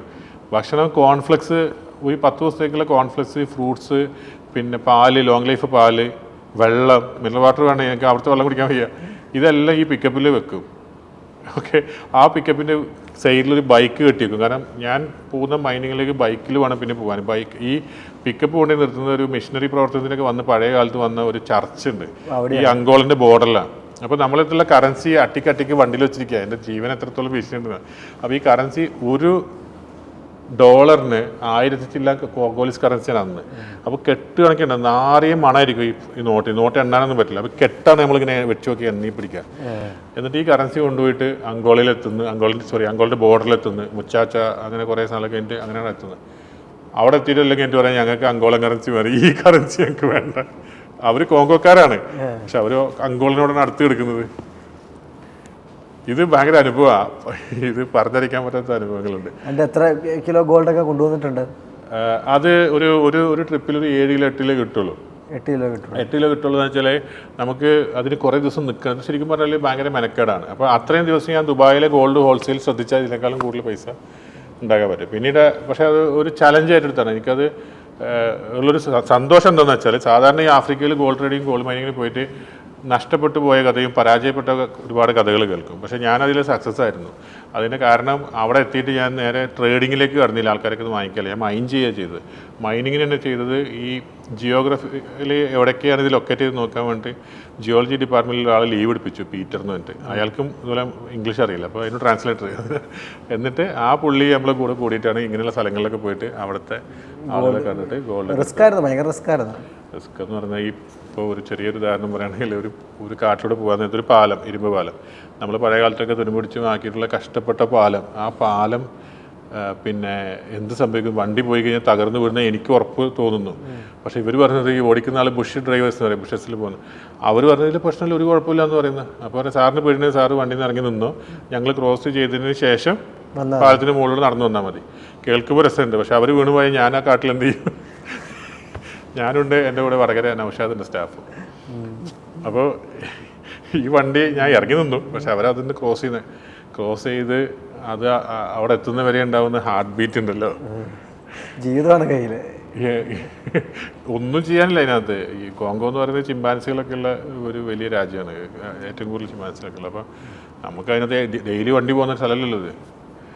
അപ്പോൾ അതിൽ യാത്ര ചെയ്യുമ്പോൾ ചില ഗോത്രങ്ങൾ നമ്മൾ കാണും. ഇത്രയും കാട്ടിനുള്ളിൽ കൂടെ പോയി കഴിഞ്ഞാൽ പെട്ടെന്ന് കാണാൻ കുറേ മനുഷ്യരോട് ജീവിക്കുന്നത്, ചെറിയ ചെറിയ കുടിലൊക്കെ ആയിട്ട് നമ്മൾ അത്ഭുതപ്പെട്ടു പോകില്ലേ അതിൻ്റെ ഉള്ളിൽ എന്താണ് സംഭവം എന്നുള്ളത്. അപ്പോൾ ഈ ട്രാൻസ്ലേറ്റ് ചെയ്യുന്ന ഒരാളിനോട് പറഞ്ഞുതരാം, അവർക്കിടയിൽ, അതിപ്പോൾ ആഫ്രിക്കയിൽ ഇപ്പോൾ അടുത്തൊരു വ്ളോഗർ പോയിട്ടും പറഞ്ഞിരുന്നത്, അവർക്കിടയിൽ ഭാര്യ ഭർത്തൃ അങ്ങനെയൊന്നുമില്ല, എല്ലാവരും അങ്ങോട്ടും ഇങ്ങോട്ടൊക്കെ പോകും, ഇന്ന് ഇവിടെ കിടക്കുക അവിടെ കിടക്കുക, അങ്ങനെ ഒരു ഗോത്രം കോങ്കോയിലുണ്ട്. അങ്ങനെയൊക്കെ ഉണ്ട്. അങ്ങനെ ആരുടെ മക്കളാണെന്ന് അറിയില്ല, ഇവരെങ്ങനെ വളരും, അങ്ങനെയൊക്കെ ഇപ്പോഴും മനുഷ്യരുണ്ട്. നായാടി ജീവിക്കുന്ന വിഭാഗം. ഇന്ത്യയിൽ ഇത്രയും വികസിച്ച് പറയുമ്പോൾ ഇന്ത്യയിൽ ഇപ്പോൾ സെന്റിനൽ എന്ന് പറയുന്ന ഒരു ഐലൻഡിൽ ഇപ്പോഴും അങ്ങനെ തന്നെ ജീവിക്കുന്നുണ്ടല്ലോ അന്തമാനിലെ. എന്ന് പറഞ്ഞ പോലെ അപ്പോൾ എന്ന് പറഞ്ഞാൽ ഇപ്പോഴും മനുഷ്യർ പലതരത്തിൽ, പക്ഷെ അവരൊക്കെ നല്ല മനുഷ്യർ, അവർ ആക്രമണ സ്വഭാവമൊന്നുമില്ല, വേറെ പ്രശ്നങ്ങളൊന്നുമില്ല. അപ്പോൾ ഞാൻ ചർച്ചിൽ പോയി, അവിടെ ഒരു ഫ്രഞ്ച്, അവിടെ കുട്ടികൾ പഠിക്കാൻ വരുന്നു, സിലബസ് ഇല്ല, ഒന്നുമില്ല, എല്ലാ കുട്ടികളും പല പല ഏജിലുള്ള കുട്ടികളില്ലേ, അവരെല്ലാവരും ഒരുമിച്ചിരുത്തിയിട്ട് എന്തോ പറഞ്ഞു കൊടുക്കുന്നു. അവിടെ ഉച്ചക്കഞ്ഞി പോലെ മറ്റേ എന്തോ ഈ കോങ്കോയിലൊരു സാധനമുണ്ട്, ഈ ചോളം പൊടിച്ചിട്ട് വെള്ള പൗഡറാണ്, അതിൽ ചൂടുവെള്ളം ഒഴിച്ച് ഉണ്ടാക്കിയിട്ട് കൊടുക്കും, എന്നിട്ട് ഒരു സ്മോക്ക്ഡ് ഫിഷ് കൊടുക്കും. അത് കിട്ടാൻ വേണ്ടി കുട്ടികൾ വരുന്നത്. അപ്പോൾ അത് പ്രീസ്റ്റുകൾ അവിടെ ചെയ്യുന്നുണ്ട്, നല്ല വലിയൊരു സേവനമാണ്. അപ്പോൾ എന്താണ് പഠിക്കുന്നത് എന്താണെന്നൊന്നുമില്ല, സിലബസ് ഒന്നും. ശരിക്കും വലിയൊരു ഓപ്പർച്യൂണിറ്റി ഇന്നും ആഫ്രിക്കയിൽ അവശേഷിക്കുന്നുണ്ട്. പിന്നെ ലോകത്തിൻ്റെ ഏറ്റവും റിസോഴ്സസ് എല്ലാം ഉള്ളത് ആഫ്രിക്കയിലാണ്. ആഫ്രിക്കയിലേക്ക് പോകണം. ആഫ്രിക്ക കൺസ്യൂമിങ് കൺട്രിയാണ്, എല്ലാ സാധനങ്ങൾക്കും വിൽക്കാൻ. കാരണം അത്രയും പോപ്പുലേഷൻ, ഒരു ഫാമിലി തന്നെ 10-15 കുട്ടികളൊക്കെ ഉണ്ടാവും. ഞാൻ കോങ്കോനെ കുറിച്ച് ഞാൻ കൂടുതൽ പറയാൻ പറ്റാം. ഞാൻ യാത്ര ചെയ്തിട്ടുള്ള ആഫ്രിക്കൻ രാജ്യങ്ങൾ South Africa, Tanzania, Congo, Angola, പിന്നെ സാംബിയ, ഇങ്ങനെയുള്ള ഒന്നാണ്. പക്ഷേ 60ഓളം ആഫ്രിക്കൻ രാജ്യങ്ങളുണ്ട്. നമ്മൾ പറഞ്ഞത് കേൾക്കാത്ത, എനിക്ക് പേര് പോലും അറിയാത്ത എത്രയോ രാജ്യങ്ങളുണ്ട്. അവിടെയൊക്കെ ഓപ്പർച്യൂണിറ്റി ഉണ്ട്, അവിടെയൊക്കെ ഇപ്പോൾ മലയാളികളുണ്ട്. പക്ഷേ എല്ലാവരും ഈ ആഫ്രിക്കനെ പേടിച്ചിട്ടാണ് പോകാതിരിക്കുന്നത്. അത് തെറ്റാണ്, പേടിക്കേണ്ട ആവശ്യമില്ല എന്ന് ഞാൻ പറയാം. ഇന്ന് ഒരൊറ്റ ചോദ്യത്തിലൂടെ നമ്മളിത് അവസാനിക്കുകയാണ്. ഇന്ന് IPA എന്ന് പറയുന്ന സംഘടനയുടെ ചെയർമാനാണ്, ചെയർമാൻ എന്നല്ലേ പറയുന്നത്, പ്രസിഡന്റ് എന്നാണ് പറയുന്നത്, ചെയർമാനാണ്. അതുപോലെ തന്നെ ഒരുപാട് സാമൂഹ്യ സേവനങ്ങൾ ചെയ്യുന്നുണ്ട്. അത് ഒന്ന് 2 വാക്കിൽ പെട്ടെന്നൊന്ന് വിശദീകരിക്കും. നിലവിൽ 2, ഞാൻ നേരത്തെ പറഞ്ഞ പോലെ ചെറുപ്പത്തിൽ ഈ ഒരു സാമൂഹിക പ്രവർത്തനം കയ്യിൽ അല്ലെങ്കിൽ അത് ജീവിതത്തിൽ ബ്ലഡിൽ വന്നതുകൊണ്ടായിരിക്കാം എപ്പോഴും സോഷ്യൽ വർക്കിൽ ഉണ്ടായിട്ടുണ്ട്. അപ്പോൾ അതിൻ്റെ ഭാഗമായിട്ട് ഉള്ള ഒരു ഓർഗനൈസേഷൻ്റെ ഭാഗമാണിപ്പം ഇൻ്റർനാഷണൽ പ്രൊമോട്ടേഴ്സ് അസോസിയേഷൻ. അതായത് മലയാളി ബിസിനസ്സുകാരുടെ സക്സസ്ഫുൾ ഓണ്ടർപ്രണേഴ്സിൻ്റെ കുറച്ച് പ്രീമിയം മെമ്പേഴ്സാണ് നമ്മളെ മെമ്പേഴ്സൊക്കെ. ഇപ്പോൾ കഴിഞ്ഞ ഞങ്ങളുടെ ചെയർമാൻ എന്ന് പറയുന്നത് തന്നെ 4500ഓളം ജോലിക്കാരുള്ള ഹോട്ട് പാക്ക് ഗ്രൂപ്പിൻ്റെ ഓണറാണ്. സൈനുക്കെ ആയിരുന്നു അതിൻ്റെ കഴിഞ്ഞ ചെയർമാൻ. അതിന് മുമ്പ് മലബാർ ഗോൾഡിൻ്റെ ഫൈസലൊക്കെ ചെയർമാനായിട്ടുണ്ട്. നെല്ലറ ഗ്രൂപ്പിൻ്റെ ഷംസൊക്കെ ചെയർമാൻ, സ്റ്റോറീസ് ഗ്രൂപ്പിൻ്റെ നിങ്ങൾക്കറിയാം സഹീർക്ക പിന്നെ ചെയർമാനായിട്ടുണ്ട്. പിന്നെ നമ്മുടെ ഇവിടുത്തെ royal engineering college, universal engineering കോളേജിൻ്റെയൊക്കെ ഷംസുക, അദ്ദേഹത്തിൻ്റെ പേര് ഷംസുഖാണ്. അപ്പോൾ ഇവരൊക്കെ വന്നൊരു പാതയിൽ 6ാമത്തെ ചെയർമാനായിട്ട് ഇപ്പോൾ സ്ഥാനമായിട്ട് എടുത്തതാണ്. IPA ഒരു മലയാളി ബിസിനസ്സുകാരെ കൂട്ടായ്മ, അതിൽ ഞങ്ങളുടെ ഒരു ഇമോഷണലായിട്ട് ബോണ്ടായിട്ടുള്ള കൂട്ടായ്മയാണ്, ഭയങ്കര സ്നേഹബന്ധത്തോടുള്ളൊരു കൂട്ടായ്മയാണ്. അതിൻ്റെ അപ്പുറത്തോട്ട് കേരളത്തിൽ പ്രളയം വന്നപ്പോഴും കോവിഡ് വന്നപ്പോഴും ഒക്കെ വലിയ രീതിയിൽ സഹായിച്ചിട്ടുള്ള 19ഓളം വീടുകൾ വെച്ച് കൊടുത്തിട്ടുണ്ടായിരുന്നു പ്രളയം കഴിഞ്ഞിട്ട്. ഇപ്പോഴത്തെ ഈ വയനാട് ലാൻഡ് സ്ലൈഡിൽ തന്നെ വലിയ സഹായങ്ങൾ എത്തിക്കാൻ സാധിച്ചു. ഇപ്പോഴും അത് തുറന്നുകൊണ്ടിരിക്കുന്നത്. കാരണം ഇപ്പോഴും നമ്മൾ കൊടുക്കുന്ന കൂപ്പൺ വെച്ചിട്ട് ആളുകൾ ഭക്ഷണം വാങ്ങിക്കുന്നുണ്ട്, വാടകയ്ക്ക് താമസിക്കുന്നുണ്ട്, എല്ലാം ചെയ്യുന്നത് വലിയൊരു സന്തോഷമാണ്. കാരണം അത് നമുക്കെന്ത് കിട്ടി, IPAക്ക് എന്ത് കിട്ടി എന്നുള്ളതിനൊക്കെ അപ്പുറത്തോട്ട് സൊസൈറ്റിക്ക് എന്ത് കിട്ടി എന്നുള്ളൊരു ചോദ്യം വരുന്നുണ്ട്. രണ്ടാമത്തെ ഓർഗനൈസേഷൻ കേരളത്തിലെ ക്യാൻസർ ബാധിതരായിട്ടുള്ള കുട്ടികൾക്ക് വേണ്ടിയിട്ട്, അതായത് 16 വയസ്സിന് താഴെ ഒരു കുട്ടിക്ക് ക്യാൻസർ വന്നാലാണ് അത് പീഡിയാട്രിക് ഓൺകോളജി അല്ലെങ്കിൽ ചൈൽഡ്ഹുഡ് ക്യാൻസർ എന്ന് പറയാം. അതിനുവേണ്ടി പ്രവർത്തിക്കുന്ന ഒരു NGOയുടെ ഡയറക്ടറാണ്. ഞങ്ങൾ 5-6 പേര് ആണ് ഡയറക്ടേഴ്സ്. ഹാരിസ് കാട്ടകത്ത് എന്ന ആളാണ് അതിൻ്റെ ഫൗണ്ടർ. ആ കുട്ടിക്ക് ക്യാൻസർ വന്നിട്ടാണ് നമ്മൾ തുടങ്ങുന്നത്. ഫ്രീ ആയിട്ടാണ് സൗജന്യ ചികിത്സ, സൗജന്യ താമസം ഒക്കെ ആയിട്ട് 7 സെൻ്റർ ഉണ്ട്. ഞങ്ങൾ തുടങ്ങിയത് കാലിക്കറ്റ് ആണെങ്കിലും കാലിക്കറ്റ് മെഡിക്കൽ കോളേജിൻ്റെ അടുത്താണ് കോവൂര തുടങ്ങിയത്. പക്ഷേ ഇപ്പം തിരുവനന്തപുരം അമൃത ഹോസ്പിറ്റലിൽ ട്രിവാൻഡ്രം RCCൻ്റെ അടുത്ത് സെൻ്റർ ഉണ്ട്. അമൃത ഹോസ്പിറ്റൽ എറണാകുളം സെൻ്റർ ഉണ്ട്. അതുപോലെ പിന്നെ അമല ഹോസ്പിറ്റൽ തൃശ്ശൂരിൽ സെൻ്റർ ഉണ്ട്. പിന്നെ ഞങ്ങൾക്ക് കാലിക്കറ്റിൻ്റെ മുക്കത്ത് MVR ഹോസ്പിറ്റലിൻ്റെ അടുത്ത് സെൻ്റർ ഉണ്ട്. MCC മലബാർ ക്യാൻസർ സെൻ്ററിൻ്റെ അടുത്ത് തലശ്ശേരി ഉണ്ട്. അങ്ങനെ 3500ഓളം കുട്ടികൾക്ക് സേവനം കൊടുക്കുന്ന ഒരു ഓർഗനൈസേഷൻ. അല്ല, ഈ 16 വയസ്സിന് താഴെ ആകണമെന്നുള്ള കാറ്റഗറി ഒരു നിബന്ധന മാത്രമാണോ ഉള്ളൂ? അല്ലല്ല, 16 വയസ്സിന് താഴെ കുട്ടികൾക്ക് ക്യാൻസർ വന്നാൽ അതിനെ പീഡിയാട്രിക് ഓൺകോളജി എന്ന് പറയുള്ളൂ. ഞങ്ങൾ നോക്കുന്ന ഏരിയ അതാണ്. അതിന് മേലേക്കുള്ളത് അഡൽട്ട് ഓൺകോളജി അല്ലെങ്കിൽ മെഡിക്കൽ ഓൺകോളജി എന്ന് പറയാം. പീഡിയാട്രിക് ഓൺകോളജി എല്ലാവരും നിങ്ങൾ സൗജന്യമായിട്ട് ചികിത്സിക്കും. ക്രൈറ്റീരിയ എന്ന് പറയുന്നത് സാമ്പത്തികമായിട്ട് ഇല്ലാത്ത ആളാണെന്ന് ഉറപ്പുവരുത്താൻ നമുക്കൊരു എല്ലാ ജില്ലയിലും സോഷ്യൽ വർക്കേഴ്സ് ഉണ്ട്. MSW കഴിഞ്ഞ ഒരുപാട് പിള്ളേർ നമ്മുടെ ഇതിലുണ്ട്. അതുകൂടാതെ ഒരു വലിയ നെറ്റ്വർക്കിംഗ് ഉണ്ട്. അതിൽ ഞങ്ങൾ പരിശോധിച്ചതിന് ശേഷമാണ്. പിന്നെ കേരള ഗവൺമെൻറ് അവർക്ക് കൊടുക്കുന്ന കുറേ ആനുകൂല്യങ്ങളുണ്ട്. അത് വാങ്ങിച്ച് അതിൻ്റെ കാര്യങ്ങളൊക്കെ സർവീസ് ചെയ്തു കൊടുക്കാനുള്ള ഒരു PRO വർക്കുകൾ ചെയ്യുന്ന ആളുകളുണ്ട്. അങ്ങനെ ചികിത്സ സംബന്ധമായിട്ടും ചികിത്സേതരായിട്ടുള്ള എല്ലാ സഹായങ്ങളും ചെയ്യുന്നതാണ്. നിങ്ങൾ ഒരിക്കലെങ്കിലും ഒരു വിസിറ്റ് ചെയ്യണം. ഒരു ഹോപ്പ് ഹോംസ് എന്ന് പറഞ്ഞിട്ട് ഞങ്ങൾക്ക് ഈ താമസം അടക്കം കൊടുക്കുന്ന വലിയൊരു ഹൈജീനിക്കായി താമസം കൊടുക്കുന്ന സെൻറ്റേഴ്സ് ഉണ്ട്. അതെല്ലാം ഈ ചികിത്സ നടക്കുന്ന സെൻറ്ററുകളുടെ 1 കിലോമീറ്റർ ഉള്ളിലാണ് ഷട്ടിൽ സർവീസ് കൊടുക്കുന്നതാണ്. ഇപ്പോൾ കീമോക്കൊക്കെ പോകാനും വരാനും എല്ലാത്തിനും വേണ്ടിയിട്ടുള്ള സൗകര്യം ചെയ്യുന്നതാണ്. അതായത് ലോകത്തിൽ 3 ലക്ഷത്തോളം കുട്ടികൾക്കാണ് ഒരു വർഷം ക്യാൻസറായിട്ട് സ്ഥിരീകരിക്കുന്നത്. അതിൽ 60,000 ഇന്ത്യയിലാണ്. അപ്പോൾ വലിയൊരു നമ്പറാണ്. അപ്പോൾ അതിൽ ആണ് ഞങ്ങൾ ശ്രദ്ധ കൊടുത്തിട്ടുള്ളത്. നമ്മൾ പിന്നെ ആ ഏരിയ ചെയ്യുന്ന ഗവൺമെൻറ് അപ്രൂവ് ആയിട്ടുള്ള 12A ATG ഒക്കെ അപ്രൂവ് ആയിട്ടുള്ള വലിയൊരു ഓർഗനൈസേഷനാണ് hope child cancer care foundation. Okay, വളരെ സന്തോഷം. വളരെ മികച്ച കാര്യമാണ് ഹോപ്പിലൂടെ നിങ്ങൾ ചെയ്യുന്നത്. അത് കേൾക്കാൻ സാധിച്ചാലും ഞാനത് എന്താ പറയുക, ഇങ്ങനെ ഒരുപാട് തവണ ഒരുപാട് വീഡിയോ ഒരുപാട് എടുത്തിട്ടുണ്ടെങ്കിലും ഈ രീതിയിൽ സ്റ്റോറി പറഞ്ഞിട്ടുള്ളൊരു വീഡിയോ സന്തോഷം ഭയങ്കര. കാരണം വെച്ചാൽ ആ സ്റ്റോറി ഫുള്ളായിട്ട് ഇങ്ങനെ ഒരു ഒഴുക്കിലൂടെ ഇങ്ങനെ പറയാൻ സാധിച്ചു. ഭയങ്കര ഇമോഷണലി ഒക്കെ പറയാൻ സാധിച്ചു. സന്തോഷം, വളരെ സന്തോഷം എനിക്കത് കേൾക്കുമ്പോൾ. ഇന്ന് റിയാസ് നമ്മളോട് പറയുന്നത് വലിയൊരു കാര്യമാണ്. ഞാൻ നേരത്തെ തുടങ്ങിയപ്പോൾ പറഞ്ഞിരുന്നത് കുടിയേറ്റം മനുഷ്യകുലത്തിൻ്റെ തുടക്കം മുതലുള്ളതാണ്. റിയാസും അത്തരത്തിൽ കുടിയേറിയ ഒരാളാണ്. വേരുകൾ നഷ്ടപ്പെടാതെ കുടിയേറിയ ഒരാളാണ്. ആഫ്രിക്കയിലേക്ക് പോകാൻ പറയുന്നുണ്ട്, ദുബായിലേക്ക് പോകാൻ പറയുന്നുണ്ട്. ഇനിയും കുടിയേറ്റങ്ങൾ തുടരട്ടെ, കടന്നുകയറ്റങ്ങളല്ല കുടിയേറ്റം തന്നെ തുടരട്ടെ. മനുഷ്യൻ മൈഗ്രേറ്റ് ചെയ്യട്ടെ, കൂടുതൽ അറിവുകൾ നേടട്ടെ, അവർ മറ്റ് സംസ്കാരങ്ങളുമായിട്ട് ഇണചേരട്ടെ, അവർ മുന്നോട്ട് പോകട്ടെ. മനുഷ്യകുലത്തിൻ്റെ മുന്നോട്ടുള്ള പ്രയാണത്തിൻ്റെ അടിസ്ഥാനം തന്നെ ഇതാണ്. റിയാസ് എന്ന് പറയുന്ന വ്യക്തി ഇത്തരം നിങ്ങളിവിടെ നിന്ന് ദുബായിലേക്ക് പോകാൻ ഹെൽപ്പ് ചെയ്യുന്നൊരു വ്യക്തിയാണ്. അപ്പോൾ അദ്ദേഹത്തിനോട് ഇനിയും നമുക്ക് ഒരുപാട് തവണ വീണ്ടും കണ്ടുമുട്ടാം, കേട്ടുമുട്ടാം. അപ്പോൾ ഈ ഒരു പ്രോഗ്രാമിൽ വന്നതിൽ വളരെ സന്തോഷമുണ്ട്. Thank you Riyas, thank you.